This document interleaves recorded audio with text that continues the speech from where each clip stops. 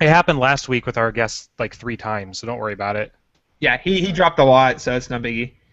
All right, Okay, I don't feel viewers bad. who had to change links, we are back.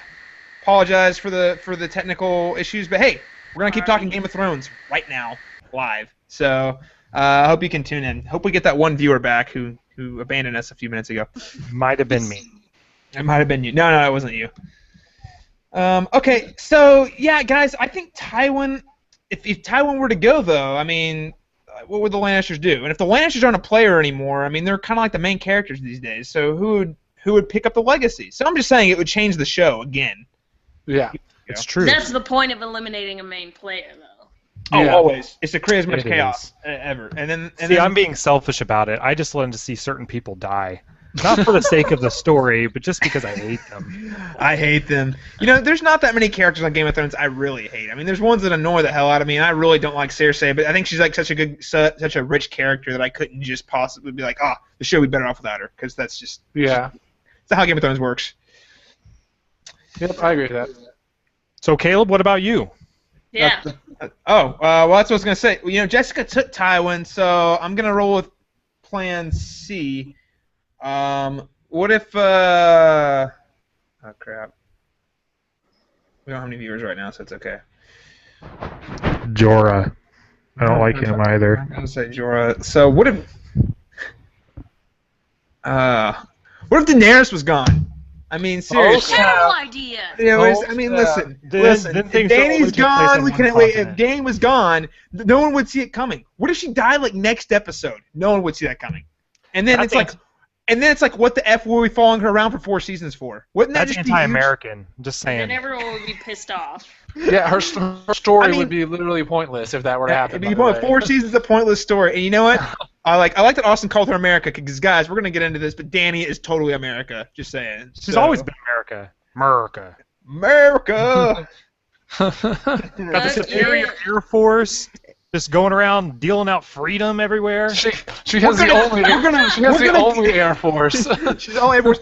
Let's go in, guys, and let's go ahead and we're gonna like take down this tyranny, and then we're gonna leave and let them have a big civil war. She created Iraq. She did. Yes, Iraq. So I don't know, guys. I'm just saying that's kind of left field. I actually kind of like Dany way too much for that to happen. But I'm just saying, what if? Me too. Wouldn't it be crazy if like you were building up to her, and then all of a sudden, bam, some other character swoops in, kills her, and takes her dragons? I mean, wouldn't that just be crazy? I'd be pissed Maybe off. Stannis needs to do it, because then that'd be the only thing he has going for him at that point. Well, he's going to that dang Iron Bank apparently. So He's got no Stannis. army. Maybe the dragons will save him. actually, you know what? I'm changing my answer. You know, if I could remove, you know who I hate? Who if I could remove anyone that I would remove? Freaking Stannis? Stannis Baratheon. Take Yeah. Stannis out. That guy's an asshole. He's like sitting there. He's like, oh, I'm the righteous king. I'm gonna burn people with a stake. I'm the righteous king. Oh, I'm gonna go crap on my best supporter who has supported me through my own insanity. Oh, hey, let's kill a bastard boy because that's the honorable No, thing to listen, do. I deserve to listen. be king. Stannis might be really cool if Melisandre wasn't around. Renly would still be here, and all that good stuff. So. Well, that's cool. Yeah, I mean, if Renly Melisandre was the gone. bomb. Renly was the freaking. Let's bomb. I bring love back Renly. Renly. Renly was legit. Bring Renly back from the grave. Zombie Renly. Oh, Gay people make the best leaders. it's true story. You know, in Game of Thrones, no one would see that coming. I mean, okay, let's put it this way. In the realm of Game of Thrones, all the gay people who have been on the show, we've all loved, right? So therefore, Yeah. logically speaking, gay people make the most lovable characters. That you That's want. my real life experience too. I Who mean, else Ellis- besides Renly? What other major Renly? characters aside from Renly? I don't even remember. What's his name? Well, nobody really Oh likes yeah, Loras. what's his name? Yeah, that guy. I know. I like Loras. He's a pretty boy. He's kind of a Oh, pretty Loras boy, is kind of great. flamboyant. But I like Loras. He's kind of cool. He was I mean, he's- hilarious flirting with Oberyn. That was Yeah, That's yeah, exactly. true. Dude, at the wedding where he's like giving the wink, he's like, He was also funny when he totally called Jamie out. Like, she's never Yes. gonna marry you either. yeah, Yeah, that was fun. exactly. That was Oh, fun it was too. so great. So, you know what? Down with Stannis. If I could change one event in Game of Thrones, it would be that Renly kills effing Stannis and we get the show on the road. Way better show. Renly would have been a way better leader. And you know what? He wouldn't be burning people at stake. He would have had the freaking Tyrells behind him, marching on King's Landing with the biggest army of any of them. But dang, freaking Stannis had to like go all demon vagina baby thing on him. I mean, gosh dang it. He's a terrible person. I like we haven't actually got to like the episode yet. Oh no. Hey, it's okay. We actually there's so much dead time. We're gonna cut a lot out, so don't worry. All right, guys. Well, thank you so much for your picks on who would we remove, because let's face it, there's a lot of characters we all love to hate on this show. And now that Joffrey's dead, like it's like slim pickings out there. It's kind of tough. We have to like renegotiate. We have to reconfigure who the most despicable character is. So this is fun. But now that we have discussed and you've gotten an idea of who we all hate, let's go ahead and head into this week's episode, the first of his name. Right, guys, to start off, what were your overall thoughts of the episode?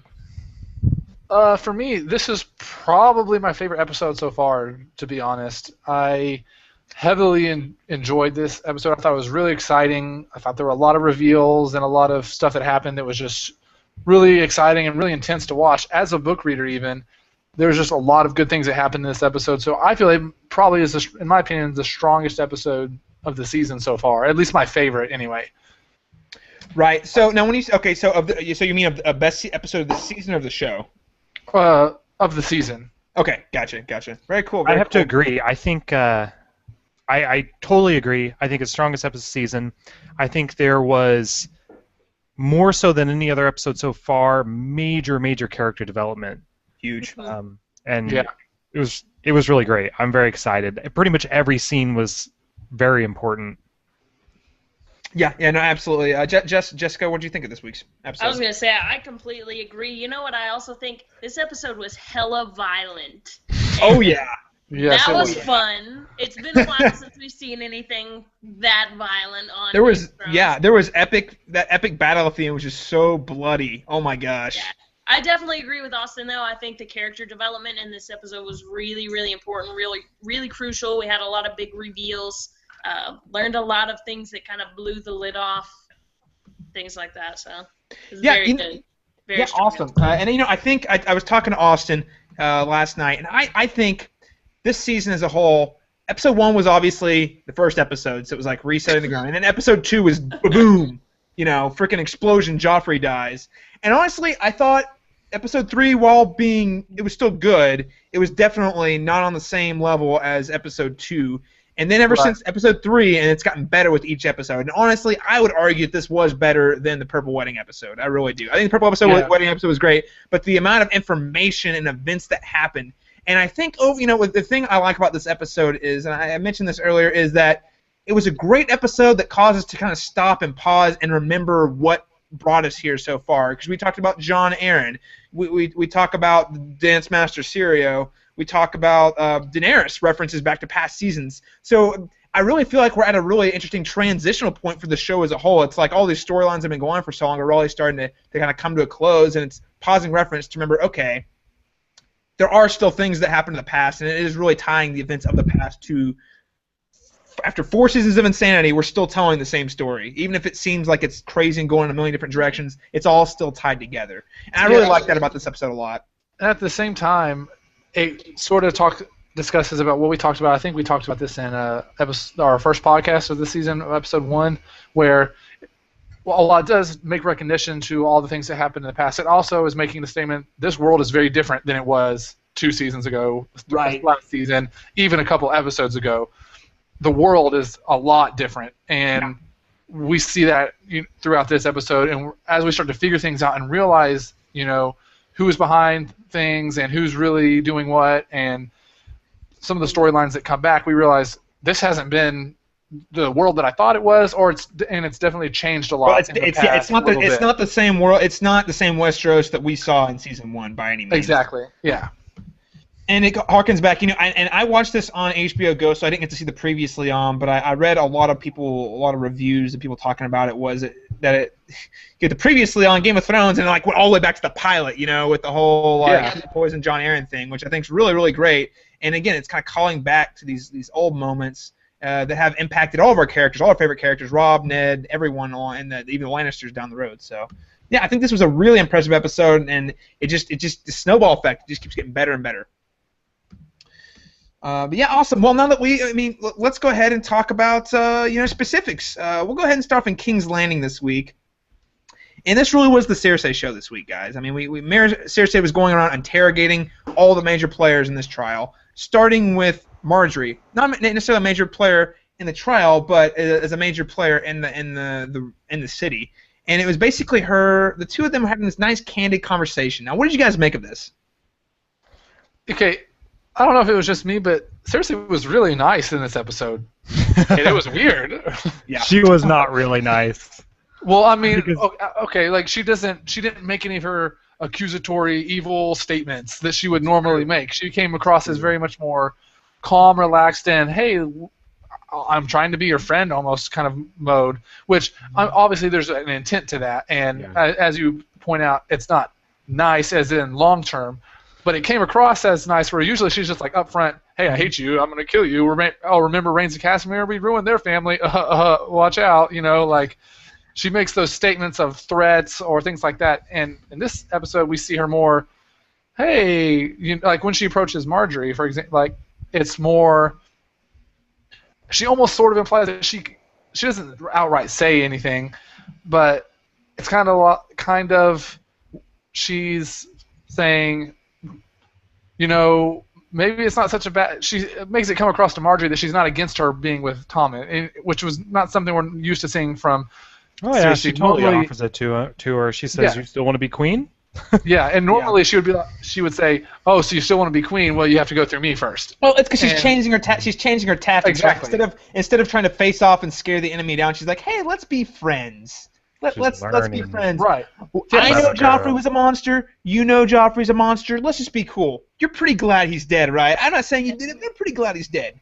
But now let's talk. Tommen is actually going to be a good king. You want some of that action over there? That 12-year-old action?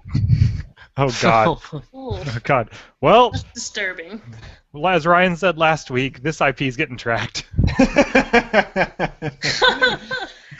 I think, from my perspective, like Cersei comes off as a lot more sincere when she's talking about her children. The one thing we know about her is that she legitimately loves her children, and she would do anything for them. Now, Right. What I was also going to say, I think the series kind of in a way is trying to not create another Joffrey. And I think in this episode, like, they were kind of trying to make Cersei a little bit more sympathetic so that we don't have another character like Joffrey who's so terrible and easy to hate. I think we're past that point in the series where we need someone that we can all hate. I think we're to the point now where people who are viewing the show at this point, 4 seasons in, we're committed, and they want everybody to fucking, to just like, to just, Go for this is an explicit rated podcast. You're good. Okay, good. To just not know what's coming and to not really know for sure how to feel, about each character. I don't know. That's kind of my perspective on it. Yeah. I think that's what they're trying to do, kind of just mix it up and not let it be so easy to hate someone. It's a great thing that like some people's favorite characters can be other people's like most hated characters. That's when you know Exactly. you've done something right. Exactly. Yeah. And it just brings so much. There's so much relatability in each character, and different people are obviously going to connect with different aspects of different characters, And I think that really is great, and it does put you in a far more realistic world. And I'll say, if you do go read the books, it's even more so in the books, the way they're written, because you can see their thought process. So it's really exciting, and I totally agree. I do think that we are getting a little more well-roundedness with Cersei, and I will say about this. She does love her kids. I think Jessica's totally spot on. She does love her kids, but I also think she's very intentionally talking about why she loves her kids when she does.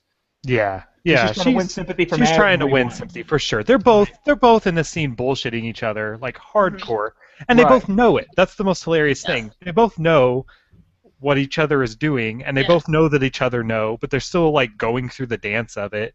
Right. And I think the funniest part about this scene for me was given the threat Cersei made last season to Marjorie, Marjorie still calls her sister again, which was hilarious. I thought that was funny too. True. So if Marjorie ends up strangled in her sleep, we know why. Let's be friends, and then you're dead. Yeah. Yeah, and I just think- go ahead. I was gonna say, like, as a woman, like, I can sincerely like understand, and I don't have kids, but I understand that, like, when she talks about her kids, like, she's serious, and ultimately, like, pretty much everything she does is to keep her kids on the throne, you Right. know? And so, Right. like, I don't know, in a way I can kind of understand where she's coming from on some of the things and why she acts the way she does. I think Right. that's the point of this episode, is, again, to draw attention to that, like, she's doing what she does. Like, for her kids, she does love them, she cares about them, she wants them, you know, she wants them to be the biggest players in the kingdom. Yeah, I think her decisions are, well, we sometimes say that, call them bad or crazy or whatever adjective you want to use, they are understandable for the most Yeah. part. There's been very For the few. most part. I can't remember a decision. There may be like one or two where she reacts a little crazy, but for the most part, you can understand why she's making the decision she's making. You understand, even though it's sort of a moment of craziness when she turns and accuses Tyrion. You understand she hates Tyrion. He was the last one with the cup, and she just went. She's kind of going a little bit crazy because she just watched her son die. You know, you understand why she makes the decisions she makes. We absolutely. probably should mention that the reason that she's doing this is because Marjorie's father is one of the judges. So she obviously is trying to get in good with the Tyrells. That's a good So point. that- And, and then at the end of the conversation, she says, "Let me go talk to my father." Marjorie Yeah. does. So that's a good. You know, She- Austin, I didn't draw that connection. I didn't draw that Oh, connection. really? I Yeah. really should have. I Because really in should these, have. either. in these scenes with Cersei, she hits Yep. up Marjorie to get to Mace, Tywin because Tywin's a judge, and Oberyn because Oberyn's a judge. She's hitting all three judges, all one after the other. It's Yeah. kind of funny. No, Yeah, that's absolutely. very true. Yeah, I'm totally with you on that point. And you know, we'll go ahead and move on to the kind of the next scene. But yeah, I think this episode does a great job at giving us Cersei that the season kind of needed, because we have only seen that kind of crazy dramatic side of her so far this season, and it is and honestly, this is probably the most vulnerable we've seen her. Now again, she's malevolently using her vulnerability to gain things. So I think that says something about how cunning and smart she is, and also how vile she is. But it does show that there is that human element to her that we don't get to see with very often. So let's go. What did you guys make of the scene between Cersei and Tywin? You know, there's a lot of things to take from this scene. One of them being the Lannisters are apparently broke, and Yeah. no one realizes this, but apparently they are broke. They haven't had any gold from their mines in 3 years. And, Apparently the Lannisters have turned into the Bluths. oh crap! That's it. This is actually It's Arrested gosh, Development. This the is Arrested the prequel. Development. Oh, I guess I haven't seen Arrested Development. Tragic. Awkward. I've seen one episode. It's Oh. one of the Like best. two. It's one of the best sitcoms ever made, hands down. Oh, my joke just fell flat. Like I got you, Sorry. Austin. I got you. It's about a really rich family, like millionaires, who their father makes poor investments, and they all end up going broke, and then lose one- everything. All the kids are terrible. and they're all like a Father's bunch terrible. of idiots. And then Yeah. there's one kid that kind of knows what's going on. And he That's it. actually, and the whole time he's trying to like solve their family problems, but their whole The family sister's is super constantly vain and they're constantly selfish. sabotaging his plan. But anyway, okay. They're It's totally actually- Bluths. The parallels are uncanny. the parallels are uncanny. I never thought of that. Darn you, Nice. Buster Bluth. Buster Bluth, that's all I got to say. Job! Okay, sorry. Oh, and one of the kids is a magician, and it's hilarious. Just, okay, throwing that out there. So apparently they're broke, and that's I kind of think that's- surprising. I think that's so important. Huge, because that is the key to the Lannister power. I mean, sure, Exactly. sure, Broke Tommen's on the throne, Lannisters but technically he's a Baratheon. Broke Lannisters equal powerless Lannisters. Absolutely. So, I mean, I think Tywin's that's- fierce.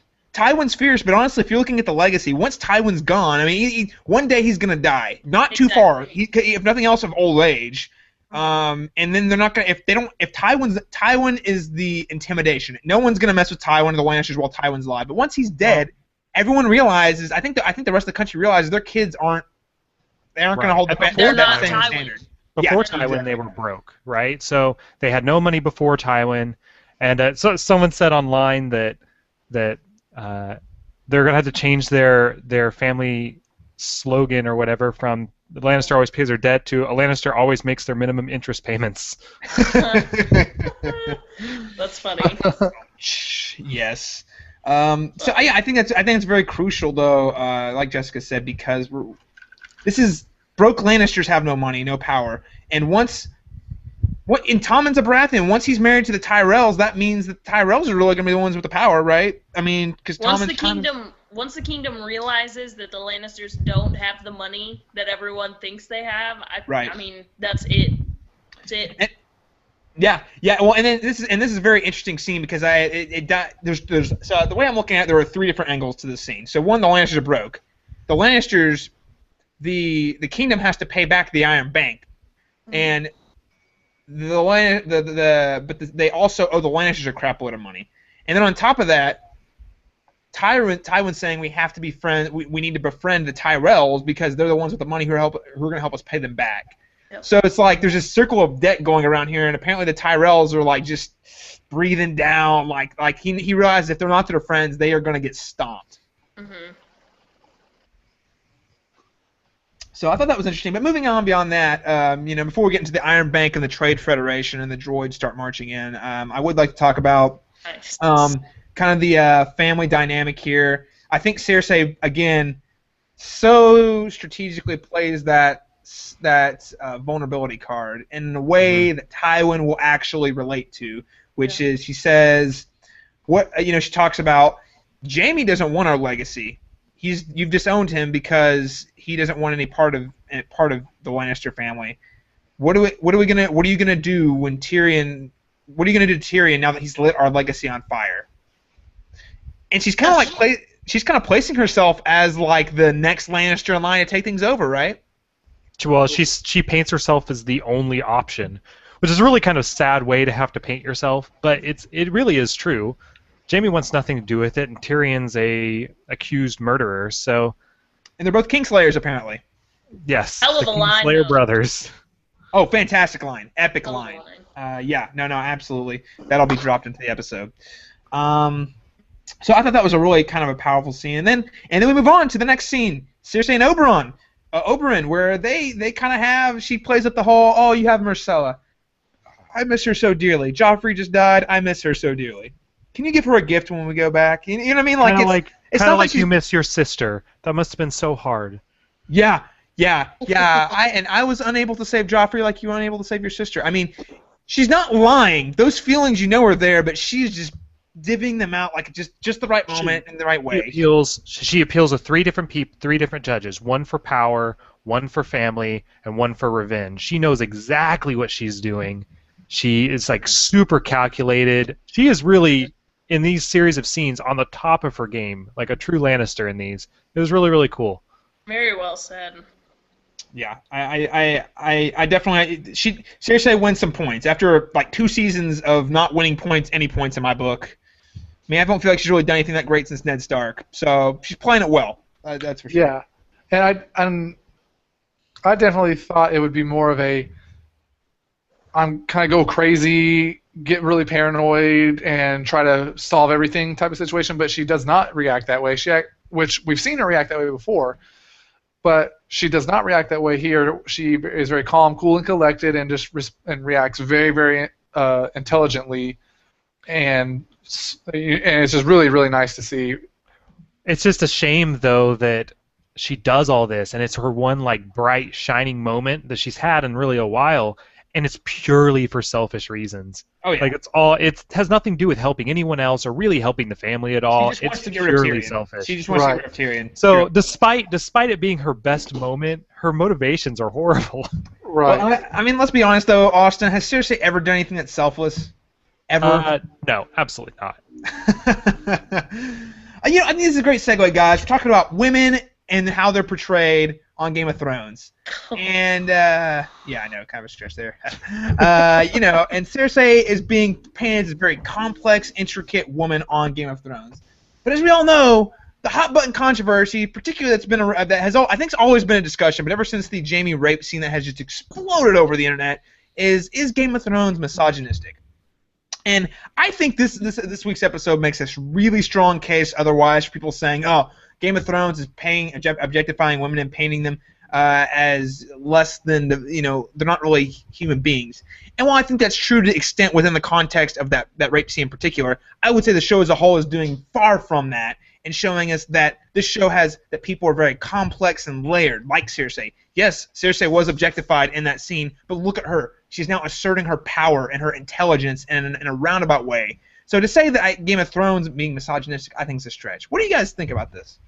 Yeah, I would say the fact that this is a world and a society where objectifying women is acceptable, the fact that we have characters rise above that, such as Daenerys, such as Cersei, such as Arya, even Sansa, Catelyn, like these characters were in a world where this is a society where women are used as marriage tools or things like that. They are objectified, and it's okay in this society. The fact that we have that this show shows women that rise above that, I think, is kind of making the counter argument to that, in my opinion. So. Yeah. Jessica, you are fortunately, unfortunately, I'm really glad you're on, but you're also the first. You are very fortunately you're on, but you're unfortunately it took 5 weeks to get get a woman on our to co-host our podcast. It took us a little while. I'm really interested to see what is your perspective on this whole Game of Thrones is being misogynistic, Game of Thrones is objectifying women. I mean, obviously it is, but I think it's less that the show is painting women as objects and more of that's just the world they live in. But I kind of want to get your take specifically on the Jaime Cersei scene. I'll be really honest. Part of me wonders if I'm the wrong person to ask about this, because I feel like my opinion might be kind of the minority. I don't think that the show necessarily objectifies women any more than any other show on any cable or paid cable, whatever they're called, HBO type network show does. As far as the rape scene, I kind of shared my feelings with you a little bit earlier on that. While it was kind of rapey, Sorry. While it was kind of rapey, I don't know if I would even call it really rape though. And like I said, I feel like I might be in the minority in that. Obviously, it was kind of an uncomfortable scene, but at the same time, I feel like it was a scene that was very fueled by a lot of emotions. Like in that stupid article, what was it called? Rape of Thrones? Yeah, Rape of Thrones. Terrible article name. In that stupid article, though, it talks about how, he was motivated by anger in his actions. I don't think that at all.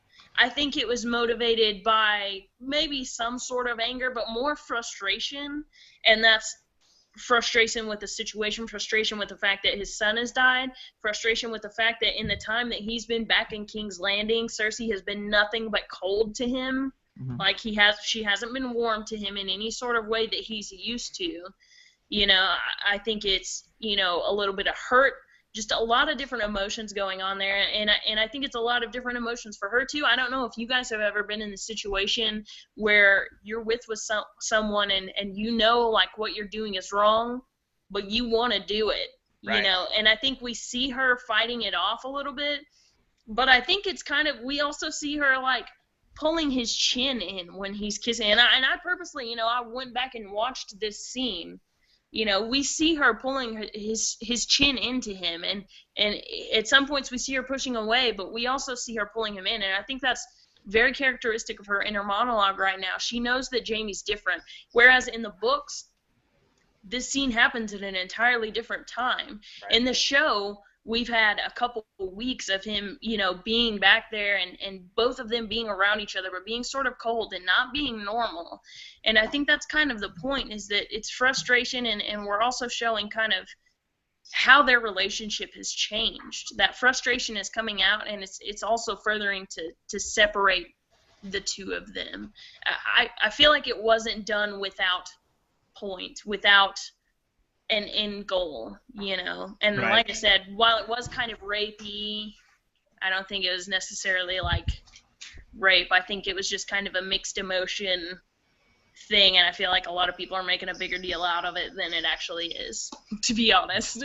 No, that's totally fair. And I was I remember when I saw that scene, I was definitely bothered by it, but I also wasn't. I was like, this is kind of a weird. I was just surprised in how they decided to do it. And then it was, like you said, rapey, but I wasn't really sure. Yeah, I wasn't sure. I was I guess it was rape, maybe. I don't know. I was really on that. And listeners can go back and listen to, our episode 3 discussion between me, Daniel, and Austin, and Ben Friend. But, I wasn't really sure how to take it. So I think it's a very interesting choice. Austin, what do you think? So my views on this have changed a little bit. I do absolutely think it was rape. I feel like if that scenario happened in our world, you would definitely be arrested for it. So I do believe it was rape. Now, my initial reaction was not that the show is, or not that the actors or the directors are misogynistic, but that scene was. Now, maybe the scene still was, but the show has not a track record of misogyny as much as a track record of devaluing human life and dignity, be it through the rapes that occur pretty much on a weekly basis, or the murders, or the drinking out of skulls, or the cutting off of genitals and like mocking people. Like there has been constant kind of like devaluing of human life and dignity throughout the show, I believe. And the question, I guess, becomes, should that be entertainment for us? Is that any worse than anything else on television? I don't know. I tend to think that this is the first show that's had this level of this type of content that has also been this popular. And so it at least begs the conversation, the question of, should this be entertainment? Should this be something we're paying for? I mean, obviously, I watch it every week. I'm on a podcast for it. I love it. But it is a good conversation to have, I think.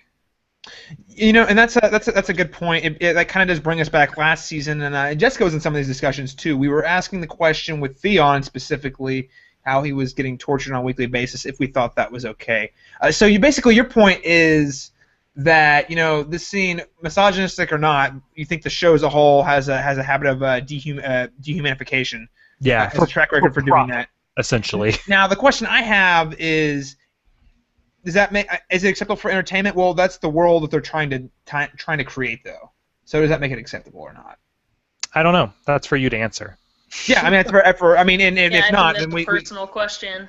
Yeah, I think it is a very personal question. Absolutely. I mean, there is definitely no right or wrong answer to that type of question. I obviously still watch it, so why I might even feel like, no, that's not okay, I'm still watch it every week. I'm still entertained by it. I'm not changing my habits, so it only makes me a hypocrite. So, I mean, I don't know. I don't have all the answers, but I do think it's a good conversation. I wouldn't say you're a hypocrite. I think it's one of those questions that ultimately you just have to decide for yourself what you can handle and what you can't. I mean, I don't know. I feel like I've grown up knowing I grew up in a very conservative background, and I knew a lot of people who wouldn't listen to anything but Christian music. Does that make listening to anything but Christian music unacceptable? No. I feel like it's kind of the same scenario here. It doesn't necessarily make it wrong to watch it in this case, because we know it's a form of entertainment. Now if that was becoming a part of our life. Should it be? Should you be entertained by those actions?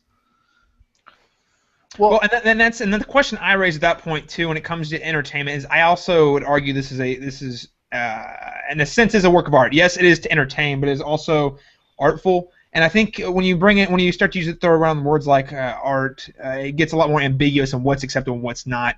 And I think the point is, we should be unnerved by rape, period.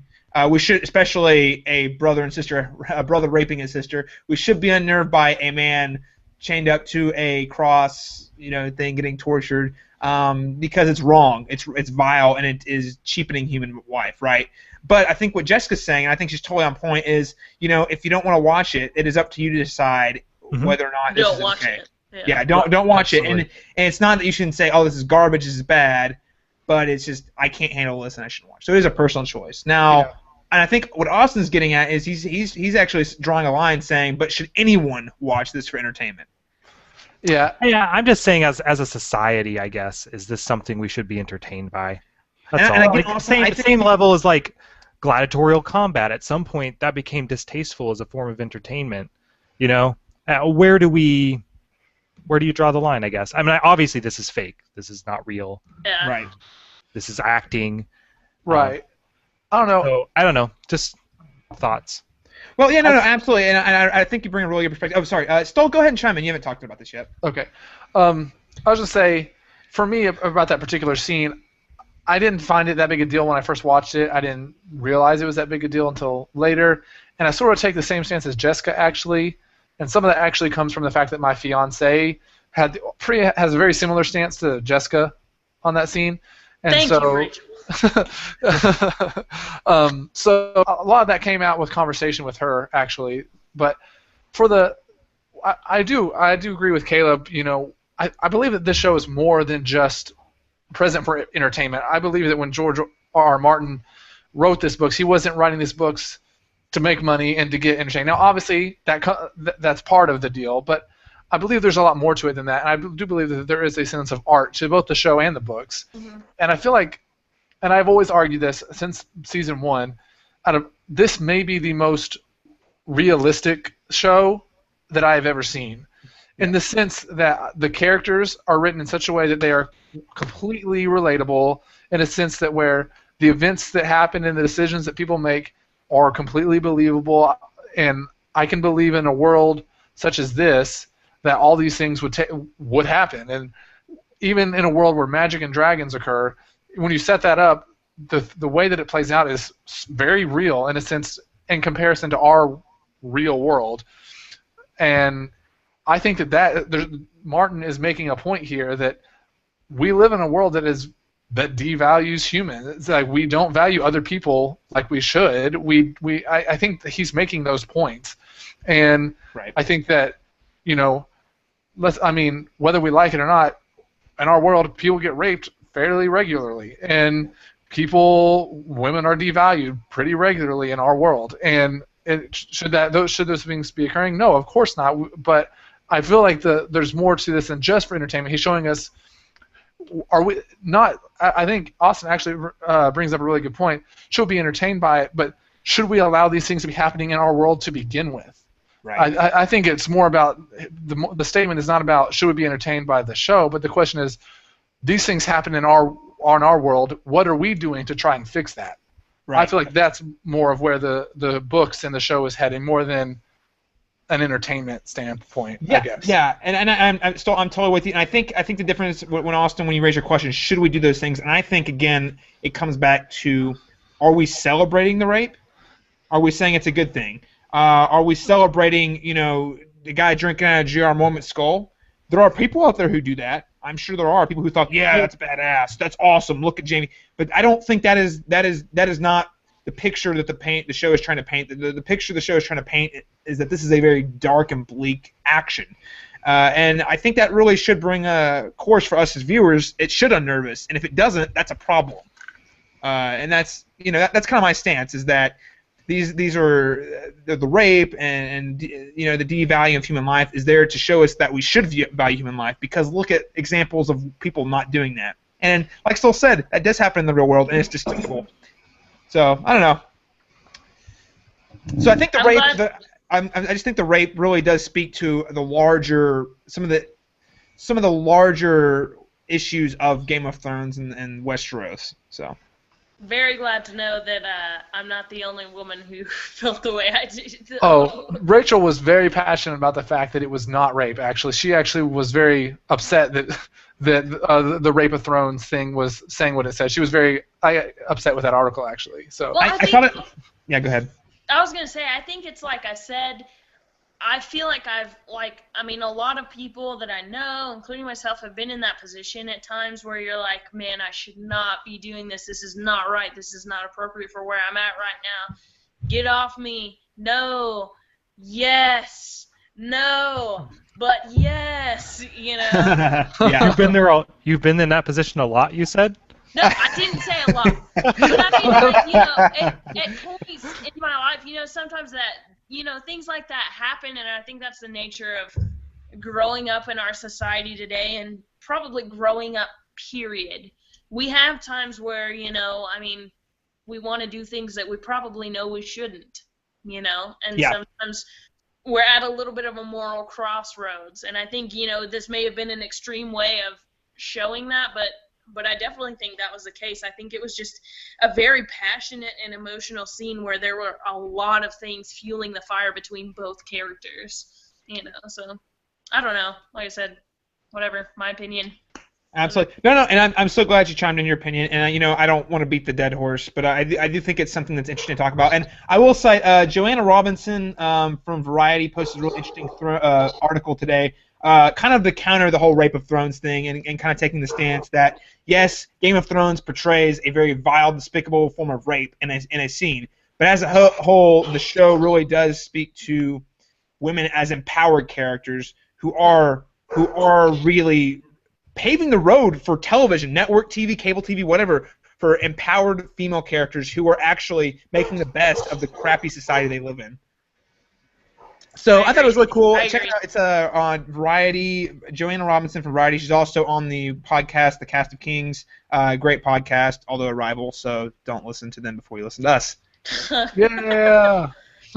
But yeah, and she's a very, and I will say too, she's also a woman who has, she definitely goes out of her way to point out when I listen to the podcast. She's like, okay, so she does take issue with how Game of Thrones portrays women frequently. But I think she's speaking the whole at home. So. Or she. Oh shit! What's up, guys? How's it going? Guys, what's going on? Everyone on the podcast says hey. You're in our live podcast. What's up? You want to switch to my iPad? Nah, it's okay. Okay, guys. Thank you so much for talking about the controversy and the epic misogyny and all that jazz. But let's move on to my favorite segment this week. Oh my gosh, Tobin. I was recording that, you jackass. Come on. Okay. No, it's cool. Tell Tobin that I love him, even though we're really arguing with each other on Facebook. All the time. Says he loves you, even though you're arguing with each other on Facebook. I wouldn't call it an argument. I'd call it, I love Skull too, even though he's wrong. Did you hear that? Yeah, I heard him. Tobin never argues over. Tobin does not argue on Facebook. He trolls on Facebook, continuous, all the time, all the time. I think This Tobin. actually I'm not trolling. This is actually a good discussion. Oh, yeah, Tobin should it's a just very change good his name to discussion. Troll. It's a very good Trollman, discussion. that's what they call me at work sometimes. Trollman. Trollman, it's pretty true. So people who are actually watching us live on YouTube, and we're going to move on real quickly. That is future guest host, past guest host Chris Tobin. He will be on the show again in the future. Now, let's go ahead and move on to my favorite segment where the shit hits the fan this week, guys. I was so excited. Some huge reveals at the Vale this week. I mean, like, I have been just, since I've read this in the books, I have been just waiting and waiting. Like, when are they going to reveal this information? When are they going to reveal this information? Holy crap. It's so, man, like, like, even just thinking about it right now, I just get so pumped and excited. Like, my body just, like, I get full of adrenaline just thinking of it. Man, just this moment, it's just... Calm down, Daniel. Oh, Calm man. down. Gosh, I just get so excited. Listen, people. You want to know why Caleb's been crushing on Littlefinger for 2 seasons? This is Found why. out. This is it right here. This is what was going down right here. This is why I'm like, this guy is freaking awesome. Even if he's evil and despicable and a scumbag, Terrible accent. he is... he is so good. You just He's have a hell to. of a Like, player, though. he just dude. dropped the mic. He did. He's a hell of a player. He's the best player for all intents and purposes. No, At this the point, thing the best is- player we've seen so far. He drops the mic, but he's not the one on stage. It's like, I don't know how he does it, man. That's right. He gets Lysa Aaron to drop the mic. She's like. But it's all him. Like, So yeah, let's go ahead. We'll hop into this. Actually, Austin. Okay, cool. So let's go ahead. It starts off. Sansa and Littlefinger are finally crawling. They make it to the Vale, and Sansa's now going by the name Elan Stone. Elan Stone. It's kind of her surname. Elaine, sorry. Stone. It's kind of her fake name. And I thought there was some really interesting bit of a dialogue exchange here. Specifically when Littlefinger says, "Know your strengths, use them wisely, and one man can be worth 10,000." Hold on a second, actually. Yeah. Is Stone the bastard name for that area? Yes, Stone is the bastard name for like the mountainous area. Yes. and it's and it's intentional that he uses that name. Yeah, So- because a ton of people would have that last name. Obviously, it would make Right. sense. Right. So, it's a little brief scene, and you kind of get that surprise, like, hey, Peter's been here before, because as soon as he tells these guys at the Bloody Gate who he is, they all just like, okay, welcome back, you know. Lord Baelish. Welcome back, Lord Baelish, exactly. And you're just like, oh crap, well, he's been here before. And FYI, guys, that cloak he's got, it's kind of awesome. Go back and watch the scene again. It's kind of awesome. It's like a Sith cloak, okay? Caleb, did it make you hot for Baelish? He already is, dude. This is just like added. Did you really like the cloak? I like the cloak a lot. No judgment. He's a good-looking older man. He is. Thank you. He's just really creepy, and I think he's a pedophile. People disagree with me, but Listen, man, would That you be a little pedophile? gray patch on the side. Exactly. he's got the Mitt Romney hair going on. Mitt Romney here. He's that porn stash, but because he's got the awesome hair, it doesn't look like a porn stash. You know, he's got the stash and then the soul patch. You know, it's just anyway. Cosplay coming soon. So anyway, yeah, so they finally get in, and Sansa is reintroduced to Lysa. Lysa, we actually haven't seen since season 1. It's been a while, and she's still freaking crazy. Still really freaking crazy. Probably more crazy, to be honest. Let's go with more crazy, yeah. And we get to meet Robin again. It's just kind of, again, I mentioned earlier, we get to tie back into season 1. You know, these characters we haven't seen in a while, and they have a little exchange here. Sansa, she's all like, oh, Sansa, I love you. You're my niece. I know who you are. Blah, blah, blah, blah. Then Robin takes Peter to a room. And then, first off, we find out just how into Littlefinger, Peter Baelish, that Lysa is. And it's like hardcore infatuated, like, let's do it right now. In front of the kids. I don't care. Yeah, she basically marries him within minutes. They get married within minutes of him walking in the door. It's like he's like, and Littlefinger again. If you can even tell, he's trying to play this strategically. He's like, well, we need to let all the lords know so that they can because he wants to make an event. Like everyone knows this guy is becoming like the protector of the Vale, right? Because like, weddings always go so well in Westeros. Nothing ever happens at weddings. Nothing ever happens at Stairway. But although Littlefinger's usually the cause of said bad things at said weddings, so fair enough. You know, but then here we go, guys. This is the epic reveal. This is the reveal. Game of Thrones would not be possible without Littlefinger, Lord Baelish, Peter Baelish, because they find out Lysa's talking. She's like, "I love you so much. This is why, and the reason we should get married right now. Why should we get married right now? Because remember, I was the one who poisoned my husband Jon, so that he would die." And so that I also wrote that letter to my sister telling her that the Lannisters had done it. Holy F, people, that is in the pilot. The pilot! If Jon Arryn hadn't died, Ned Stark doesn't go back, Robert Baratheon doesn't ask Ned Stark to be the Hand of the King. He doesn't become the Hand of the King, he doesn't go to King's Landing. He doesn't go to King's Landing, he doesn't start a war. If the Lannisters never go up there, they don't attack Bran, and then there's not a war. There's not a war of the Five Kings. If this doesn't happen, the War of the Five Kings doesn't happen. While I agree with you, he is the single, probably most important character as to the events of the show and how things played out. I argue, though, that the only thing that really changed through what Peter Baelish did is that the Starks are all dead. The Starks would not have gotten involved in the war, probably, had not Ned Stark been beheaded as a result of Jon Arryn being poisoned. However, I do believe that all the wars would still have happened. I don't think so. Joffrey would have eventually been king. He would have still been terrible king, and he would have still gotten killed at some point. But what I'm saying is that it's a domino effect, though. There might have been a war there might have been a rebellion with Stannis versus Joffrey, but we didn't get a rebellion. We got Robb Stark being one king, rebelling. We got Renly getting his own ideas, claiming him to be the king, and then we got Stannis claiming king. What I'm saying is, and then the Starks would have been in the north, and then the Greyjoys wouldn't have rebelled. So, I mean, yes, there would have been a rebellion, maybe an uprising, but there wouldn't have been this epic war that has changed Westeros forever. It wouldn't have been like it is, but it would have been still something of consequence to the kingdom. Because I think, like you said, the difference is you would have had Ned leading the rebellion in the north, and you have Ned leading the rebellion in the north. Who knows what's different? It might have been more awesome, honestly. It might have been. It could have been. We don't know. You could see Ned in battle swinging ice around. But that's great. the thing. Littlefinger didn't let that happen. He let his way happen. Yeah, He robbed exactly. us of that, the bastard. Littlefinger changed the game, and he did this all to make his own gain. Okay, so I just want to point out a few instances where, if you go back and watch season 1, not only did he have the whole poisoning thing. Do you remember specifically when Catelyn goes down to King's Landing to say, "This whose dagger is this?" And you know whose dagger he says it is? He says Tyrion it's Lannister.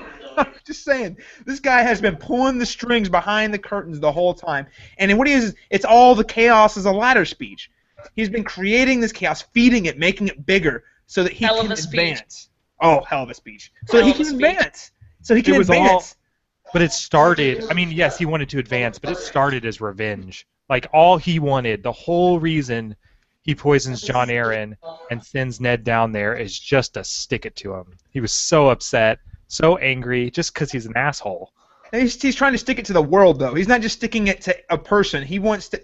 Again, go back and watch his monologue in season 1. It makes so much... I mean, it always makes sense, but, in retrospect, you see, you actually realize how big a game this guy is playing. You always know he's scheming, but now you know, holy crap, this dude is this guy is changing the world. Yeah. Yeah, I think this is the first time that we realize exactly how much of a manipulator and how big his end goals are. Like, that he's been behind everything. I really, it's like you said, I think we've always known that he's a schemer, a manipulator, but this is a whole nother level, Yeah, and I think it begs the question of how long is his sort of plan with Joffrey been in place?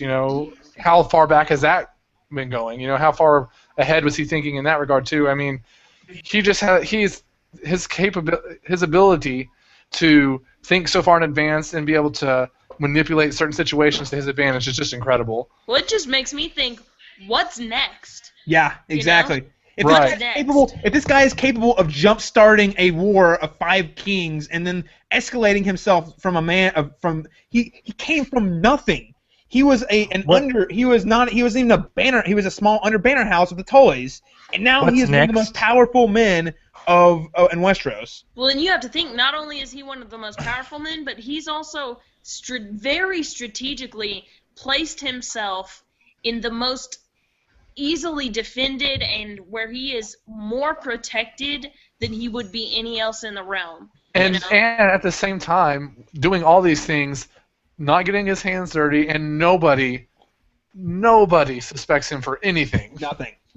Not yet. Now, here's the thing, though. For me, that is the most impressive part of all of this. For me, is that nobody could ever tie him to any of it whatsoever. Sure, but he they still get has Sansa. Sansa will be his weakness, I think. So If they essentially, find out- Catelyn will be his weakness. Well, yes.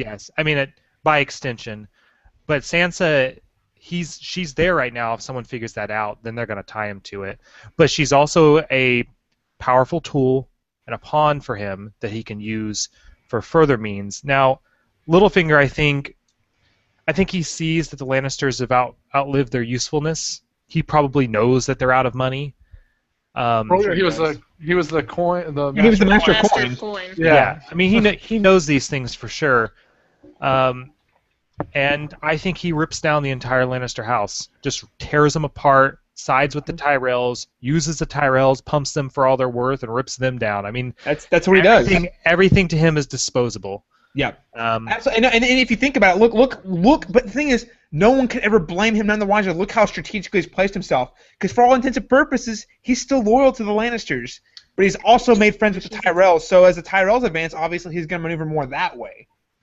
I mean, talk about opportunist to the max. I mean, this guy is one of the most intelligent people in Westeros. And if you ask me, he's not winning the Game of Thrones. I don't know if there's ever winning, but he's outsmarting even the likes of Tywin Lannister. Because ultimately, if you look at it, Tywin Lannister is his pawn. I would say he's winning, but no one knows he's winning. Exactly. There are a few people that I think Varys knows. Varys knows something. If anybody knows, if Varys knows, or at least has some idea. We don't And even know Tyrion where at least Varys knows is how right dangerous now, he really. is.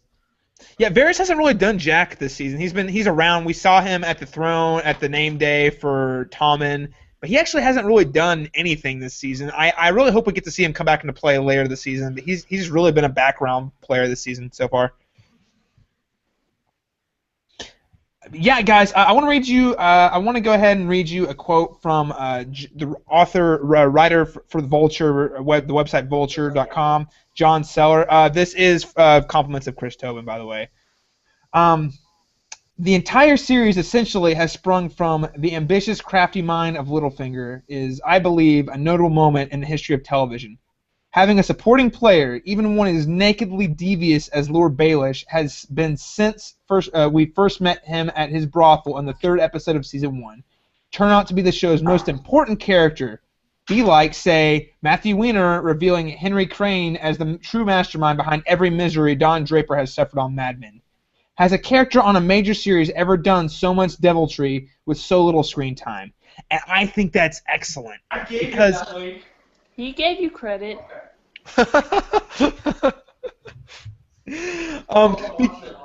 He's watching it live. Oh yeah, he's one of our 2 viewers. What's up?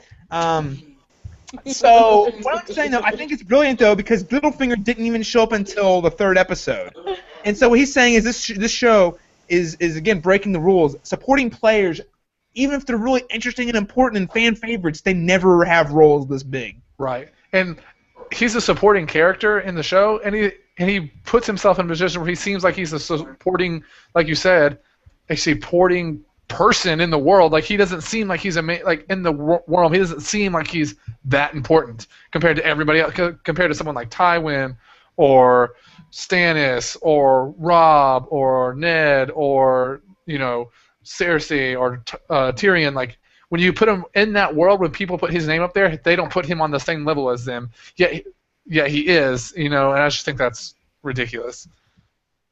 Yeah. Yeah. Go ahead. I was just gonna say it'll all come around. I just have that feeling it'll all come around. I'm sure at some point Littlefinger will be Peter Baelish will be threatened by something. When? He's thought 10 steps ahead though. Like I don't know. At some point it will catch up him. He is like Gus Fring on Breaking Bad, a character who could be who was untouched, who was always the Moriarty and 10 steps ahead, who you would think there's no way they're ever going to beat them. At some point, someone will find his weakness. The reason I think Littlefinger is safe for at least a very long time is because nobody suspects him as a threat. Except people Varys. Except Varys. Varys. And Varys is very limited in his capacity because he's stuck in King's Landing. And all he can do, think about it, the only people he warned the Tyrells, and guess what? The Tyrells partnered with Littlefinger. So, a lot of good that did. Everywhere. Well, let's go ahead and move on to I don't want to totally gloss over the rest of the scene because there are actually some great moments here. Favorite quote: "I'm going to warn you. I'm going to scream when my husband makes love to me. I'm going to scream so loudly they'll hear me across the narrow sea." Really cool that you can say that. She wasn't joking. No. And as a good professor of ours, Professor Harris, said, she may have understated. I think he understated. Awkward. Yes. Hold on just a second, guys. Continue talking. Yeah, she was very loud and kind of ridiculous. Let's talk about the Lysa and Sansa scene. So we kind of move in, and we find out Lysa's kind of nuts. At she's first she kind of seems- insane, actually. We found out. Didn't we kind of know that when she had her 6-year-old kid sucking on her teat?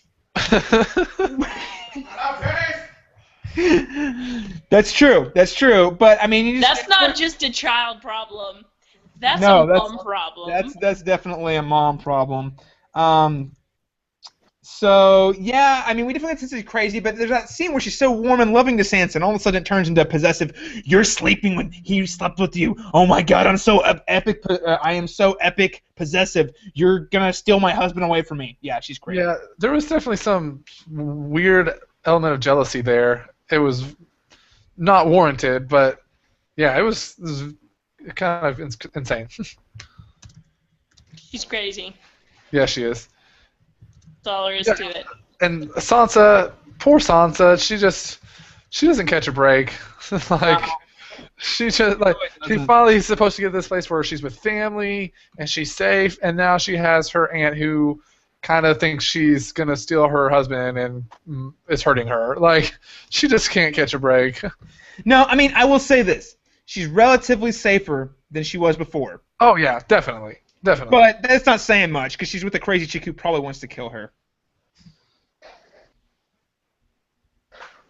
Yeah, I don't know. Anyway, interesting. It was kind of sad actually, because while I'm watching this scene, I'm like, oh, Sansa's smiling. She's so happy. I haven't seen her smile since season 1.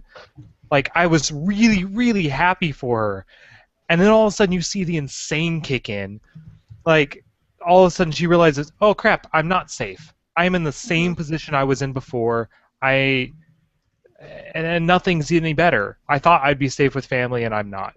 It was really, really sad. I felt bad for her. Yeah, me too. Yeah, absolutely.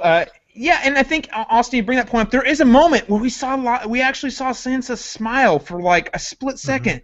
She's like, oh, I'm in the same place. I'm with family.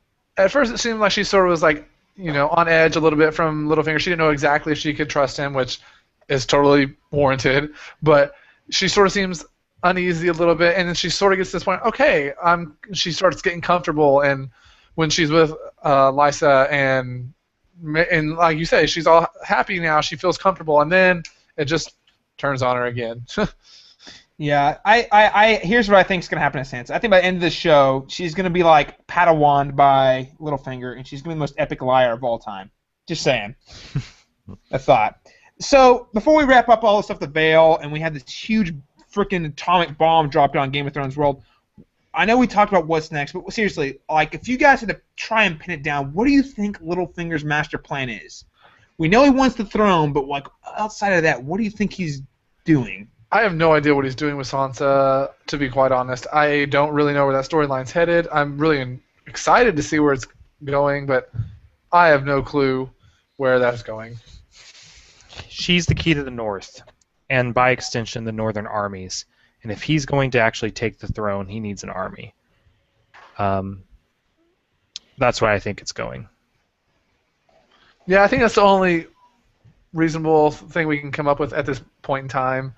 There's probably something way deeper and way more thought out than just that, but as of right now, yeah, I think that's pretty much all we could say is he somehow hopes to use Sansa as a tool to gain power in the North.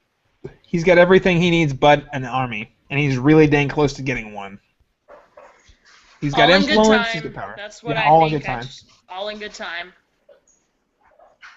And he's the most patient man in the world, probably, by the way. Yeah, no, it's just like he's been plotting this since he was like, what, 15 probably, 13? Yeah, like he is so patient. Like, man. Freaking Littlefinger. All right, everybody. Well, we're going to take a little Q&A break. At this point, I want to go ahead and say, for those of you out there who listen and maybe don't get to listen live, we do have a great way for you to support, to post your feedback and your questions. And you're like, are these guys idiots? Are these guys crazy? Get on Facebook.com/TheCastBeyondTheWall. That is a great place to post information. You can follow us, read updates, see links to our when we do our live recordings. You can also follow us on Twitter or tweet us on Twitter at _cast_beyond_the_wall, or you can subscribe to us on our YouTube page. So I think this is these are all great ways to follow us. And let's go ahead. We'll go ahead and check now to see if we actually have any feedback. This has been kind of a light episode so far, but you never know. You never know. Oh, okay. Here we go. We actually have a little bit of feedback. All right. For those of you who listened last week, Ryan Siggers was our guest host, and he has a couple things to say about our love for Littlefinger. One, he says he claims Littlefinger. He's got a little bit of a little finger for Caleb. Wow. I'm not sure how do I feel about that, Ryan. I kind of, this is not good. You're never gonna guest host on our show again. Anyway, his follow-up comment says, "I hope Littlefinger gets I hope Littlefinger gets blown up with a wildfire wheelchair." Nice. I don't know where the wheelchair came from. But that's awesome. So what's going to happen is Bran is actually going to come back down on his wheelchair that's going to be lit on wildfire. Well, that would be And- Hodor, so I guess if you're going to light him on fire. Awesome. And then next up is a fellow listener, friend of the show, Drew Reese, who will be co-hosting again later this season, says, I have no mercy for Cersei. I hope something truly terrible happens to her. And to that I say, kudos to Drew. I really don't like her that much either, but she's an interesting character. Hey, she was willing to kill her own son, and I'm going to cling to that. To the day I die, he is responsible for it. I swear it. So Austin, I don't even care. I don't even care if George R.R. Martin never reveals it. It's implied. She totally was involved. Well, to be fair, in the books, she doesn't go and send some dude away. So your whole thing is like. The show changes things from the books all the time. So it's that's totally true. fine. No, you're totally right. It is now canon. Okay, it's now canon. It Cersei. is the real canon. Absolutely. Well, ladies and gents, continue. Please continue to send us some feedback. We love hearing what you guys have to say. Your comments, your suggestions. We love to hear what you have to say. And we will go ahead and have a second Q&A break at the end of the show. So that means please send us stuff. Please send us messages because we want to talk to you. Thank you so much, Drew Rees, and thank you so much, Ryan Siggers, for your comments, even if we blatantly disagree to the point that we're going to ban you from our show forever. To that point, we're going to take a brief 5-minute little break here. And for those of you tuning in live, just sit tight. We're going to be back to talk about the Riverlands, meaning Arya the Hound, Brienne Podrick, and what the hell was going on in the North this week. Just stay tuned. We'll be back in 5 minutes. Yep.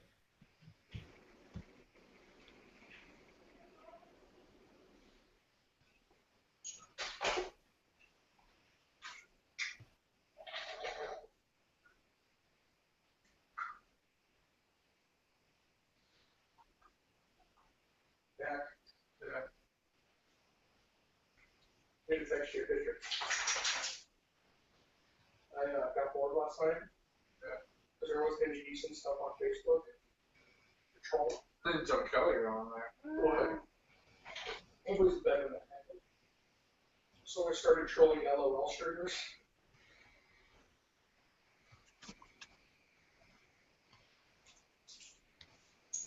Yes, you're here.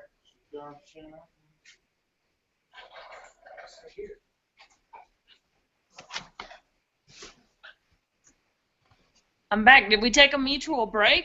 Yeah, we did. Oh, okay. They're both gone. He said like 5-ish minutes. So. Oh, gosh. That was So terrible. no one can hear me right now? No, I think people can still hear you if they're logged on. Daniel's wrong. About what?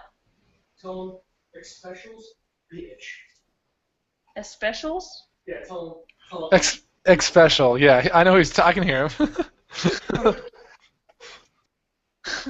I haven't had a chance to listen to to watch the YouTube video yet, Tobin, because I'm obviously doing this podcast. So.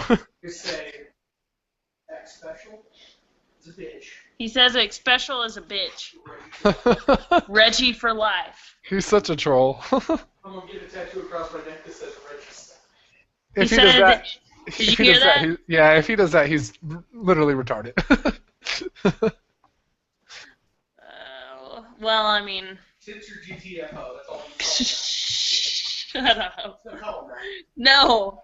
You'll know exactly what it's called. You don't even want to know, Jessica. You probably don't even want to know what we're arguing about. So. It's probably league related, isn't Yes, it's very much league related. it? No, it's not. It is too, say it. Regicide? No, tits or GTFO. I'm not telling him tits or GTFO.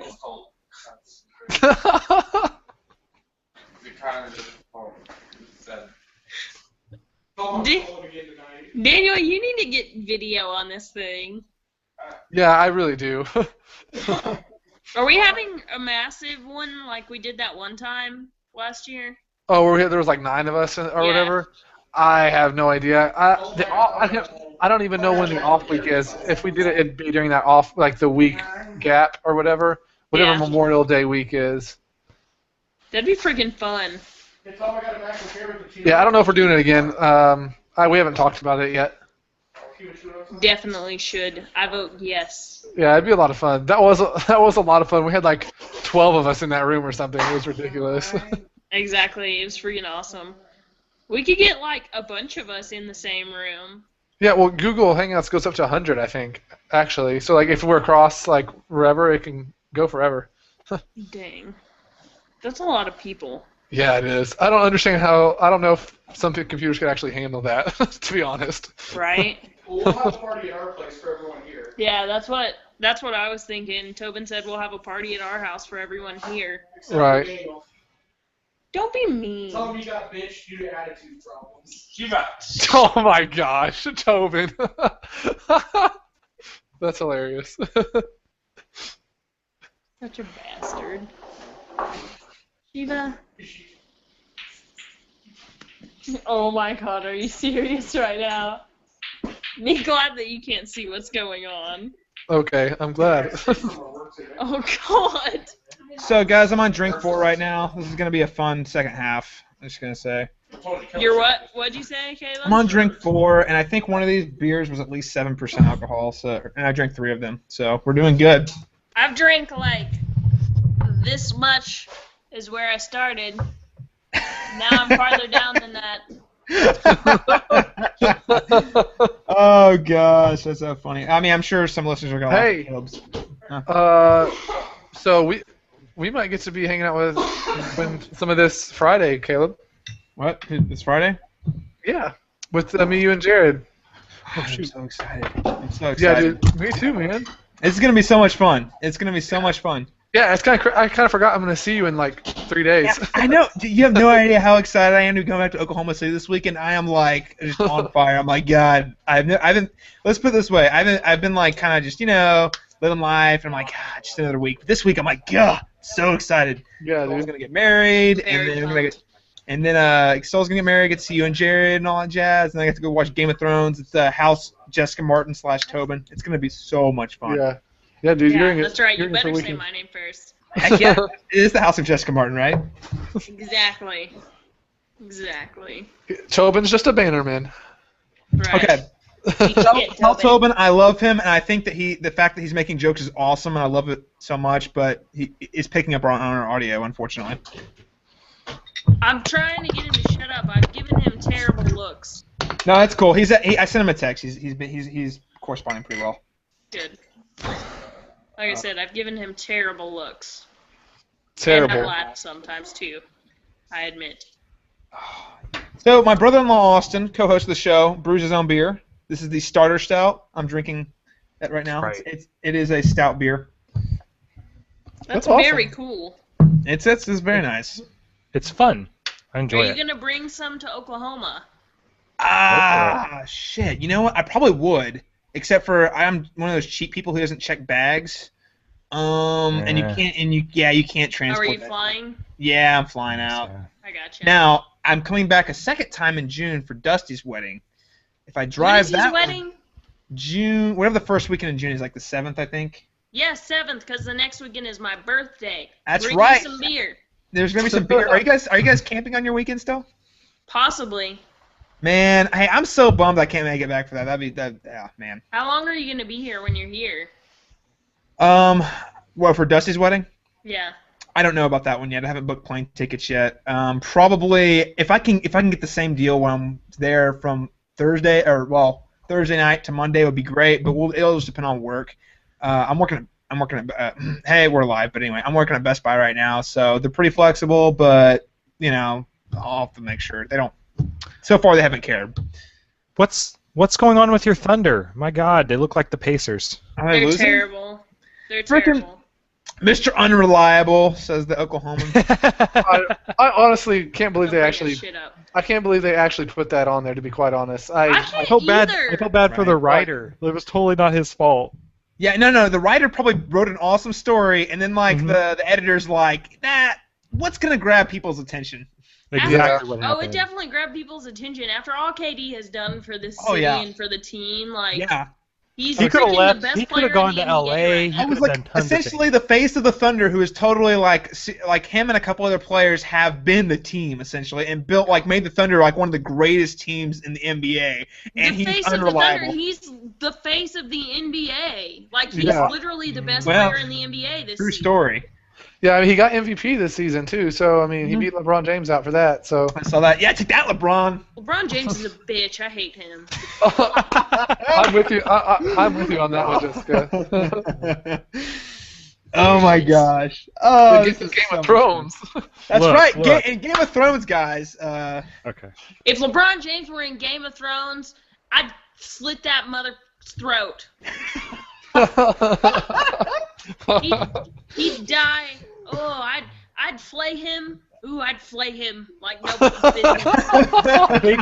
Caleb, I He think wouldn't be we able to found dribble a our basketball. Caleb, I think we found our end of podcast clip. That's right. There we go. If Yes. LeBron James was in Game of Thrones, oh, I'd flay him. That's it.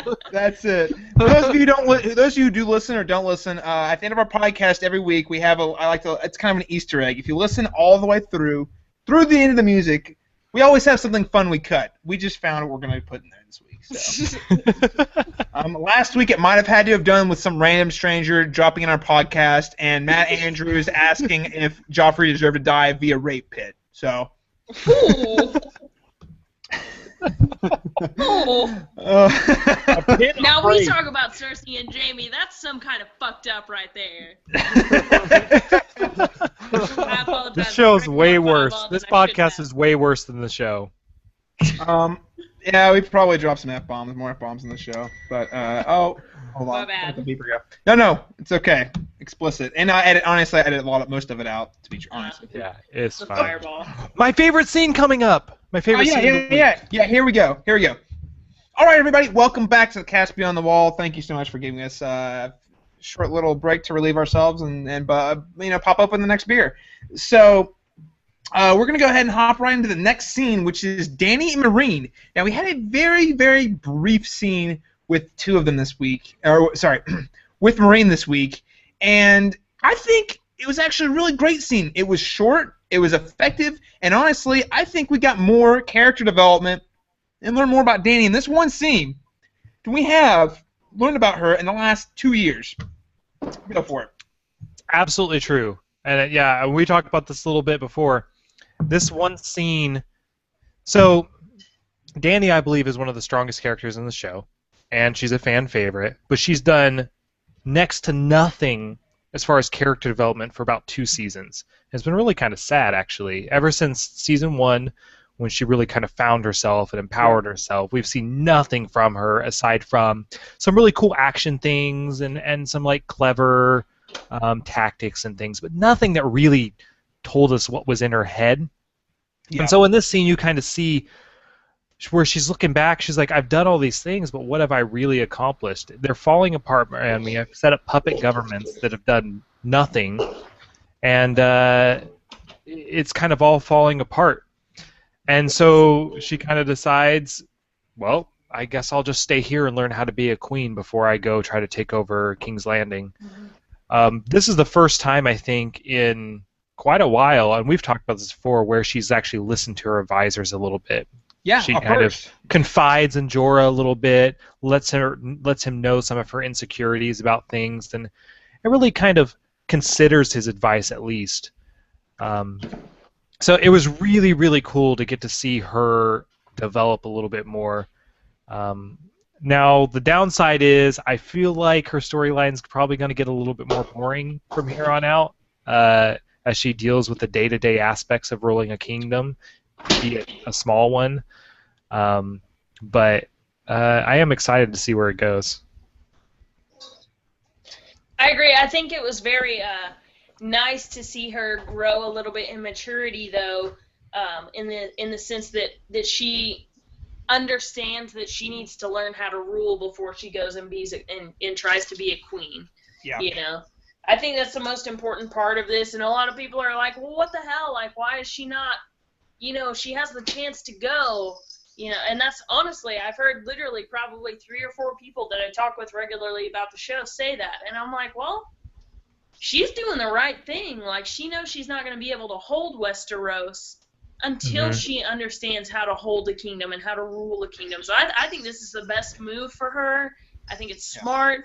Like you said, I think it's going to result in a little bit of a boring storyline for a while, but I think it's the best for her ultimately in the end. Her end game is different than everyone else's. I think everyone else, their end game is I'm going to get the throne. Yeah. Her end game is I'm going to rule a kingdom, and that's a very, very big distinction, I think, between her and the rest. There is a pretty big distinction between the two of those.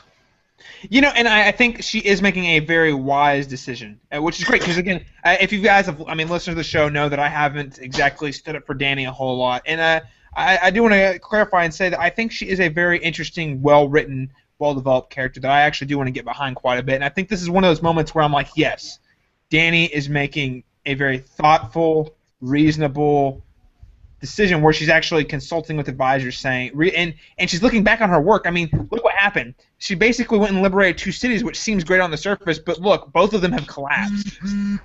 This is why Dany is America, because she went and took slavery out of 2 different countries, and then she left them to kill themselves, and now it's now we gotta go back and we gotta set up a new government and all that crap. Iraq. Well, she set up puppet governments. They just kind of didn't listen to her. America. It's quite similar to a lot of the things that we've done. So I do think it's interesting, though, but she's kind of realizing her faults and her mistakes, and not saying that those things she did were bad, but she's realizing, wait a second, it takes more to ruling a kingdom than just liberating slaves and cities. You actually have to help them rebuild and figure out how to be a society. And I'm totally behind this idea. I think she's making a great move, and I think that for me this is a point where I can really respect Dany. And she's been a lot of fun, though. I think Austin's onto something. She's been a lot of fun to watch the last 2 or 3 seasons. But really, since season 1, we haven't seen her have a real arc. And you guys keep using the word boring, and I think that's fair. It's not going to be we're going to go liberate a city, every 3 episodes. But I think there's the potential for her to have the most interesting character arc she's had since season 1. Yeah, she's doing the day-to-days, but she's actually going to be confronted with real issues, and she's not just going to be okay, what's the tactic? What's the strategy? She's going to be saying, I have to consider my people now. I have to consider how I'm going to do this. So I'm very excited to see, yes, it might not be as eventful, quote-unquote, but I am interested to see how her character reacts to this and how she reacts to these decisions. Yeah, I pretty much kind of agree with Caleb on that. I am also with Caleb where there's been moments and times where I am more frustrated with Dany, but this is one of those moments where I'm thinking I'm glad they bring up the point of, hey, you just ruled these 2 cities and thought everything was great, and no, they weren't. You just sort of left them to get taken back over easily by the people that you took, just defeated or whatever. And I'm glad they point that out. And so, but we do get a good character moment where she realizes that and says, okay, I'm not going to do that again. How do I change that? Mm-hmm. How do I improve and make this decision of taking over this city different than before? And so I think that's really great, and it's a really good character moment for her. And like you said, it may not be we're taking over cities every week or we're burning people alive with dragons and all this stuff, but it will be a great her character is now in a place where she can grow a lot, and that's going to be really exciting. I really feel like this is one of the most important things for her character. Yeah. Because that's kind of what differentiates her right now from the other, contenders for the throne, if you will. You have Tommen, who is just going into the throne, a little boy, Joffrey, who everyone hated because he was terrible. You have Renly, who people loved, but he had no reason, there was nothing that warranted him having the throne. Robb, he was winning battles. He was probably the closest thing to, a legit king, people were on his side, But that's the thing. That's what Dany's doing right now. She's learning how to rule people, how to make them love her, but also how to, contain the cities afterwards. She's just learning all the aspects of being a ruler so that when she does attack, go for Westeros and try to make her claim, she's going to have the potential to really hold it and be, the kind of ruler that Westeros needs. And unlike those other people you mentioned, she wasn't raised in an environment where she could watch it happen. Exactly. She Robb saw his dad, all these people saw how it happened, and she's having to figure out entirely on her own. All she had was her idiot brother, who was frankly a moron. Hey, I just gotta know, what would Viserys say if he was in this position right now? I just gotta say, what would he say if he was alive and saw that Dany had this epic army that could go take Westeros, like right now at this prime? He a long time ago. Yeah. Yeah. He would have That's what sailed he would across say. the sea a long time ago and gotten killed. That's exactly Yeah. what had happened. Well, the thing is that he would not be in this position. He would not been able to achieve the things that Dany has achieved, and that's just how it is. No, it's true. He wouldn't have made it, but I just think it'd be really funny. Like, it's like he's rolling in his grave. He's like, oh, you could take Westeros, and you're just laying there ruling a kingdom, you know. Now, Because now, again, Dany's gonna run into a like you mentioned, I think Austin and Jessica, like, her brother was one of those people who just wanted the throne, but like you said, she wants to be a good ruler. And I think that really separates her from the pack. Yeah, at least that's at this point. that's a very good point. I think that is something very distinct about Dany, is that she doesn't just want to be in control. She wants to be a queen to people that she wants to be a queen of the people, Mhm. Hey, not Austin. just in charge. Hey, Austin is doing that thing problems. again. Okay. Yeah. Austin has this thing about once a week, and I'll just kind of go off and have audio. Yeah, and then he unplugs it, plugs it back in, and it's fixed. I don't know. Good to go.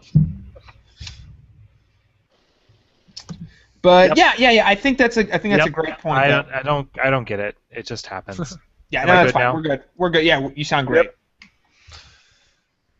I do think she's gonna run into some problems though when her dragons start eating citizens. So I think that is a very viable possibility that she hasn't considered yet. Seriously. Well, we haven't actually seen much of the dragons this season. We saw them back in episode 1, a CGI then- budget.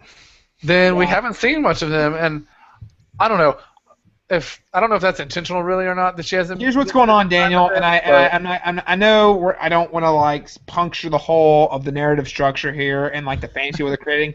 They're saving all the pretty pennies for episode 9. Trust me. Oh, I know, but Okay, well, that's great. I think this is one time we all agree on Dany. This is great, because normally I'm like, Caleb's like trolling and being like, Dany's not as great as everyone says, but I think we can all agree that Dany's really making some progress and making some good decisions. But let's go ahead and move on to the Riverlands, where we got some fun stuff. Okay, so Arya and the Hound show up, and we get to see Arya still doing her death prayers. And I'm not going to go in and like recap this whole scene, but what I'm going to say about the scene is, guys, this is the most brilliantly written and most fun-filled filler I have ever seen. These scenes don't progress the plot whatsoever, but man, I love each one of them, and I would be pissed if they weren't in the show. If you've ever seen or read Much Ado About Nothing, these remind me of the scenes of The Sheriff, where he's like just stupid comic relief, and it's hilarious. I mean, it does, but I mean, it is filler, but it does serve a little bit of a purpose because it does give us more insight into what Arya's thinking and into the Hound is, but that's not really necessary to what's going on here. With you know, it's more insight, but it's not necessary. And I think, you know, it is interesting to see that Arya still has a vengeful side and that the Hound is still on her death list. Yes, that's great. But it's also nice to see that the Hound does not take her seriously whatsoever. He thinks she's a joke. He cares about her though. He does. Oh, Like, he does. Otherwise, he would have killed her when she tried to kill him. Yeah. Yeah, and if you notice, like, because I watched this part again today too, like when he wakes up from sleeping, like he looks around and sees that she's not there, and he kind of freaks out. Like he's like, "Oh, where is she?" You know. It was really heartwarming. I was like, "Oh, the Hound, he cares about her." He does have a heart. Even after she lists him among the people she wants to murder. Exactly. Yeah. That's a special kind of love right there. Yeah, that's right. It really Yeah. is. I know you want to kill me, but I still love you. You know, and it is so much fun to see them together. That's what I'm saying. I love these scenes. And I would not. I call them filler, but that does not mean filler is not always a bad thing, people. This stuff is not in the books, and it's new. No. But man, and it is writing them into fuller characters, and I do think we're getting so much more of the Hound than we ever got in the books. Oh And yeah, and despite the fact that he's cold, and despite the fact that he strikes Arya straight up, without love. good reason, like you do. Yeah, exactly. Tough love. Like you get that sense that he's really trying to like teach her something. Mhm. Marion Trout, the greatest swordsman who ever lived. You want to know why Marion Trout lives? He has armor and a big ass sword. I mean, come on. Hey man, Serial had a freaking wooden stick, Yeah, okay? that's right. Against The like best 4 swordsman men. in the country had a stick. The best swordsman in Westeros didn't have a sword. Hey man, Serial's alive. We did not see him die. It's true. We didn't see him die. He's coming back. He's gonna be zombie Syrio. No, he's not gonna be zombie Serial because he lived. Sirio is Jaquen. They're the same person. That's, Predicting Dude, that now. what mind blown. what the f? What if George R. R. Martin wrote that in? That's all I'm saying. It's possible. What just happened? The universe just imploded. What if Jaquen is actually every major character? He's like all of them at the same time. He's the only character actually in the show. We're gonna reinsert the Who. Who are you? Right here. Okay. There you go. I was gonna say, I think it's kind of important though, to note. I completely forgot what I was gonna say. I've clearly drank too much. No, tonight. Jessica, it's cool. If you catch up to it, that's cool. I'm gonna go ahead and I want to highlight this scene is another callback to season 1, and I mentioned this at the top of the episode. Arya is still. It is to remind us that Arya, how far Arya has come as a character, to note that she still remembers and like what drives her is still Right. the death of Syrio is a huge deal in her life, and it is changed. I mean, like it changed the way she looks at it. She still thinks of him as the greatest swordsmaster, and honestly, we can't objectively say if he was or not, but we know he was really good. But the fact is that she thinks he's the best, and that she's still practicing these moves, and that she does remember that he died for her essentially to get out Right. and live. And I do think this is the show is really in a great transition period, despite the fact that this is a really event-heavy season where there's a lot of stuff happening. It's also a big transition because this episode 5 of the season is really taking time to look back at these past storylines, like Syrio, to remember that Arya has come a long way, that Syrio is what really inspired her to want to go to Bravos, to want to be a swordmaster. So I just think it's really great that we are getting this. The show's not over yet, but we have come full circle in a way. I was gonna say, I remembered what it was that I was gonna say. I think the relationship between the Hound and Arya is important because he's kind of taking on the role of smashing everything romantic in her life. It's true. You know, I mean, we've already seen that happen with Sansa in a way that, you know, really kind of sucked. I mean, she had terrible experiences with Joffrey, but everything that she had, every sort of romantic notion about, you know, all of the songs that the minstrels and the singers used to sing, you know, the way that knights are supposed to behave, those are gone. We don't see those anymore, and we know she doesn't believe those anymore. Right. In a sense, it's the same thing for Arya right now, except different, you know, because she's not going to be water dancing, and that's what the Hound's saying, like, you're going to get your ass killed, you know? Like, this is war. Like, it's time to get serious, you know, show me what you got. Right. No, I'm going to beat the stupid out of you, you know? Mhm. Like, you're being dumb. I'm going to smack you Yeah. so you know you're being dumb, you know? This is the first of 2 scenes this episode where the people comment on proper fighting versus actually killing people. You have a scene a little bit later with Jon Snow where you have a similar situation where he's like, I bet they taught you how to parry and to fight with honor. Mhm. That's not going to get you anywhere. Yeah, exactly. And it's kind of that. I think Jessica brings up a great point. This is Mhm. even though she thought she was preparing for the real world by training with Syrio, it was Mhm. still kind of a lie. Like it's It still was still like a romantic notion. yes, Right. exactly. That I could defend myself. My water dancing could get me there. And he's like, no, you're a joke. Marion Trout killed your swordmaster. He's a joke. You know, really, like you said, it's breaking down those romantic notions and really grounding her in the dark, dark reality they live in. And it's really sad, honestly, because even though I think Arya is still very in touch with how complicated the world is, so she's able to navigate, but she still has that human side of her, like we saw with the guy, with the farmer a couple episodes ago. Mhm. And it's really sad to see every last one of those things just chipped away and away, No longer does she have a notion of hope and hope in humanity, really. Exactly. Um, Yeah, her path is definitely one of the darkest. yeah. Oh no, Daria is by far one of the darkest characters in the whole show, by far and away. She's heading down such a dark and evil path. Well, I should say evil, a very dark path. She's been stripped of her childhood, stripped of her humanity. She wants to kill. Well, now she has killed people. She wants to continue to kill people when she's what, 12, 13, maybe? Yeah. You know, it is really depressing, kind of sad.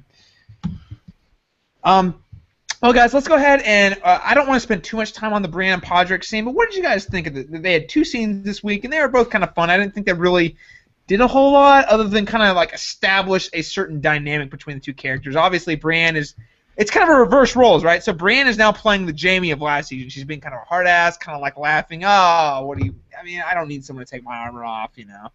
What do you guys think of these scenes? I think, yeah, kind of like you said, this was just sort of, hey, these characters are here and they're headed somewhere sort of moments. Not all, like you said, just setting their relationship. Kind of, this is how the relationship is, but not a lot really happened there. Mm-hmm. Yeah, Austin, it's really along the same lines as it's really very, very similar to the Hound and Arya, honestly. Mm-hmm. Kind of the same, a little bit similar dynamic. You know, one's kind of naive, and the other one's a bit more seasoned, and right. you kind of get a lot of the same dynamics. I think the Hound and Arya is a little bit funnier, but we'll see where this goes. Just felt bad for Pod. Poor Pod. He's trying so hard. He cooked the rabbit with the fur still on over the fire. I was like, oh, Pod, come on, man, come on, seriously. I felt bad, and he was trying to take her armor off because he is like the world's greatest squire with the person who doesn't want a squire. Period. You know, she's just like, I don't need you, and he's like, but my sole purpose in life is to make your life easier. She's like, I don't need you. I mean, I guess the important scene seems to stick out to me in the scene is the conversation they have towards the end, where she sort of says, "Did you ever do anything?" And he said, or in combat wise or whatever. And he said, "I killed somebody." Like the fact that when it comes down to it, he is extremely loyal and willing to put his life on the line to defend the person that he's sworn to defend. You know, so you gained a little respect for him there. He did. When she realized that when he said, I killed someone at the Battle of Blackwater to save Tyrion's life, she was like, oh, well, this guy's not totally worthless, and he actually does have good intent. Like, he's willing to get his hands dirty to help me out, so he's probably worth the time. But enough of that. I love Brienne, I love Podrick both, but their scenes were kind of minimal this week. But what we really want to talk about here is the North. Guys, when worlds collide, when they come together in a way that we never get to see in Game of Thrones. None of these they don't ever collide. What you have them looking at each other, and one side realizing that the other side's there, and then the show being like, "Is it going to happen?" And then it's like, "Just kidding. They're never going to see each other again." And they go the other way. One of the things I saw was it was like a picture of them like they're looking at Jon Snow, and Jojen's like, "No, Bran, this doesn't happen in the books. We have to go." Nice. Yes, exactly. Okay, guys, you know what? I have read a lot of. I'm actually one of those guys who I go through and I read the comics on all these stories and posts and follow people on Twitter. And someone tweeted out something about these like, yeah, I didn't really like this episode, and I totally disagree with him. But what I found most interesting was there was a barrage of comments. Well, the reason you didn't like this episode was because it wasn't like the books. All that crap in the North was totally pointless. And I have to say, being a book reader, I love what they're doing. What absolutely. In the North. Like I already said, as a book reader, this was my favorite episode so far, and this is the most different from the book episode that we've probably had maybe in the show. Right. And it was just by far my favorite episode this season. So, well, maybe not by far, I shouldn't say, but it's my favorite episode of the season so far. So. Yeah, well, I mean, it's just like none of the stuff that's happening in the North is in the books at all, but it's really epic. It's a lot of foreshadowing, yes. So is it necessary? Not totally, but it's actually giving the characters a whole new level of depth, and and it's actually things happening. I gotta say, guys, Bran in the books, there's a lot of downtime, And the fact they're definitely. adding a tension between him and Jon Snow isn't necessary for the show to work. No. It But keeps man, him it- interesting, though. It keeps Exactly. him Oh, from yeah, being dead definitely. like he is in the books. It's smart. It's Yeah. very smart to do things like this. Well, and I'll tell Absolutely. you, I don't know if we're actually at this point in the conversation, but were we leading into Jojen's vision? Is that correct? Sure. Yeah, let's talk about that. I was gonna say his vision and everything he says about Bran, it makes you really think that ultimately, like when it comes down to it, he's gonna be the most important person in the whole Yeah. series. You know? Yeah. Yeah. I mean, we've always alluded to that in our conversations and kind of theorized about it, but Jojen swears up and down. He says, if me and Mira and Hodor, we're all here. Our sole purpose is to make sure you make it to this play, to the Three-Eyed Crow. he If definitely we all die, implies that. he is willing to lay down his life to make sure that Bran makes it. And I'm totally Right. with Jessica. This makes it seem like Bran is on the most important journey of any character in the show, by far. For that yeah. reason alone, I really like what they've done here because Yeah. it's kind of like you said in the books, you kind of just almost forget about him. Yeah, know? you really do. Yeah. And so I like the way that they're not letting that happen and just kind of constantly keeping you reminded that he's very, very important and vital to the series. Yeah, and just curious. I mean, I'm not gonna go ahead and recap the whole scene, but what'd you guys think of Jojen's vision? That was epic and badass. He's like, I'm gonna see you. I saw you. You burned tonight. You're dead. You know, I was just like, holy crap. And then when he's telling Bran about his vision, he looks at his hand and he's like going all pyro from X-Men or something. And I was like, what? No, Jojen was telling spoilers, the jerk. Damn, No, but Jojen having visions of the future, spoiling the whole show for everybody. But yeah, I honestly don't know what was up with Jojen's sort of visions. I mean, yeah, there's a little bit. I don't know. I honestly don't really even have anything to say about it because I just don't know what was going on with that whole vision thing with the fiery hand and all that. I think just the takeaway is what Jessica said, that at least for Jojen, Bran is the most important person in the entire world, and if they do not succeed in getting him to where he needs to be, nothing else matters. Mhm. And I think that's the takeaway. Yeah. Was the fiery hand a vision?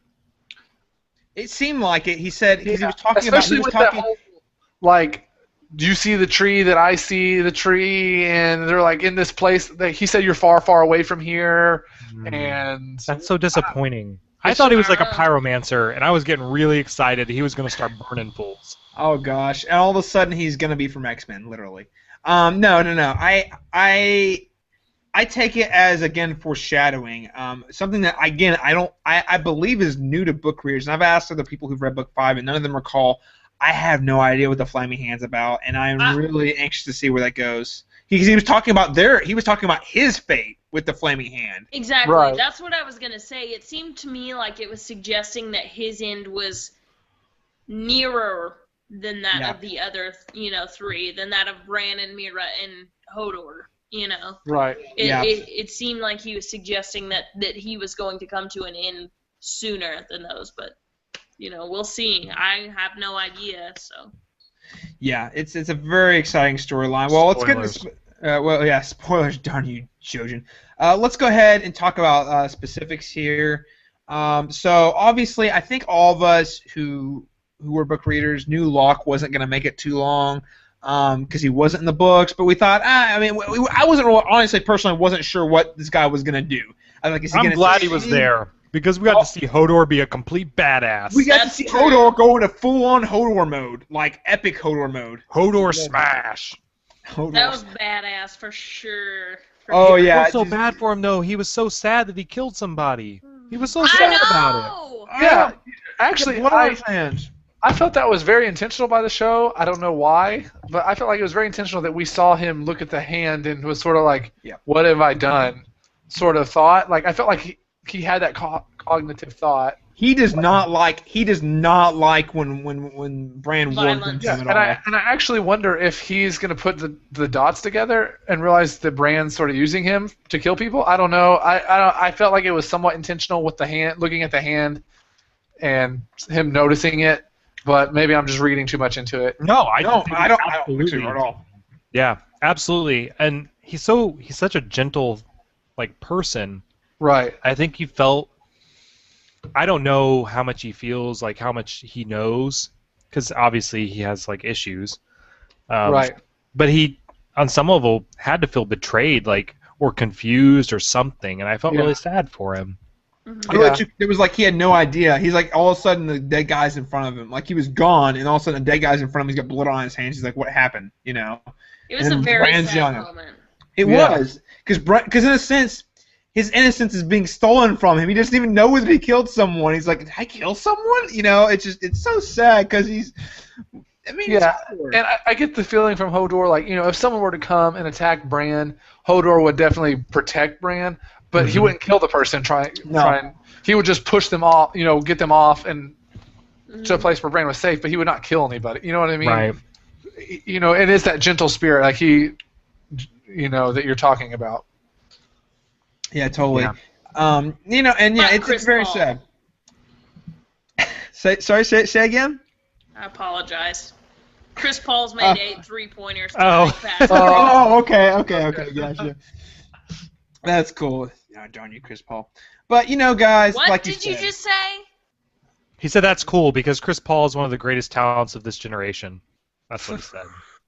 We're gonna fight. Back to Game of Thrones.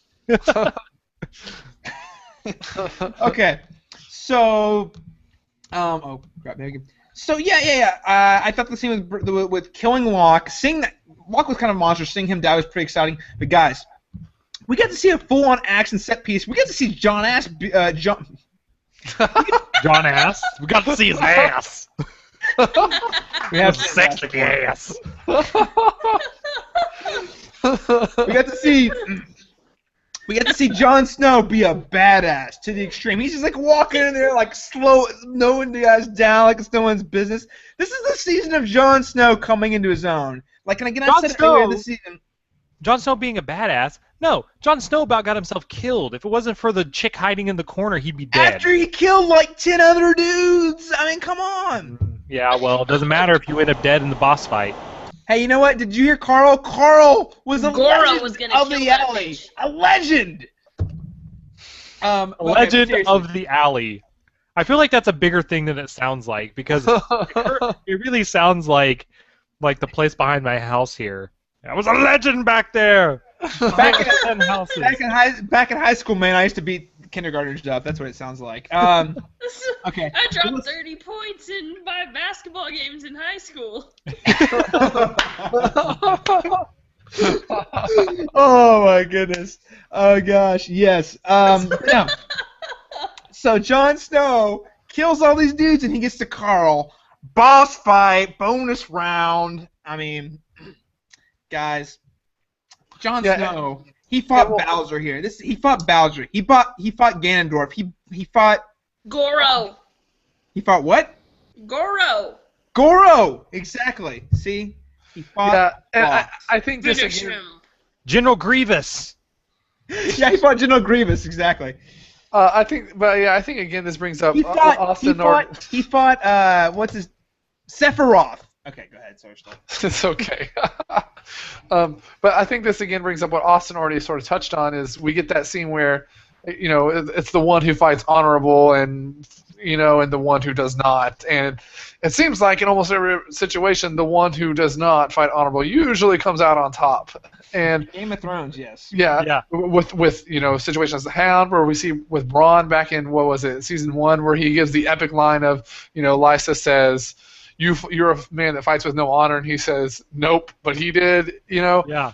Those moments Even where Braun with Great Genie line. when he smacks him with his own. Oh hand. yeah. It's like, do you want to fight with honor or do you want to fight to live? It's which one is it? And again, we see this come into play here, where Jon is a man who's been taught, you fight this a specific way and you fight with honor. And when you're up against this opponent who puts all those rules aside, it changes the game a little bit.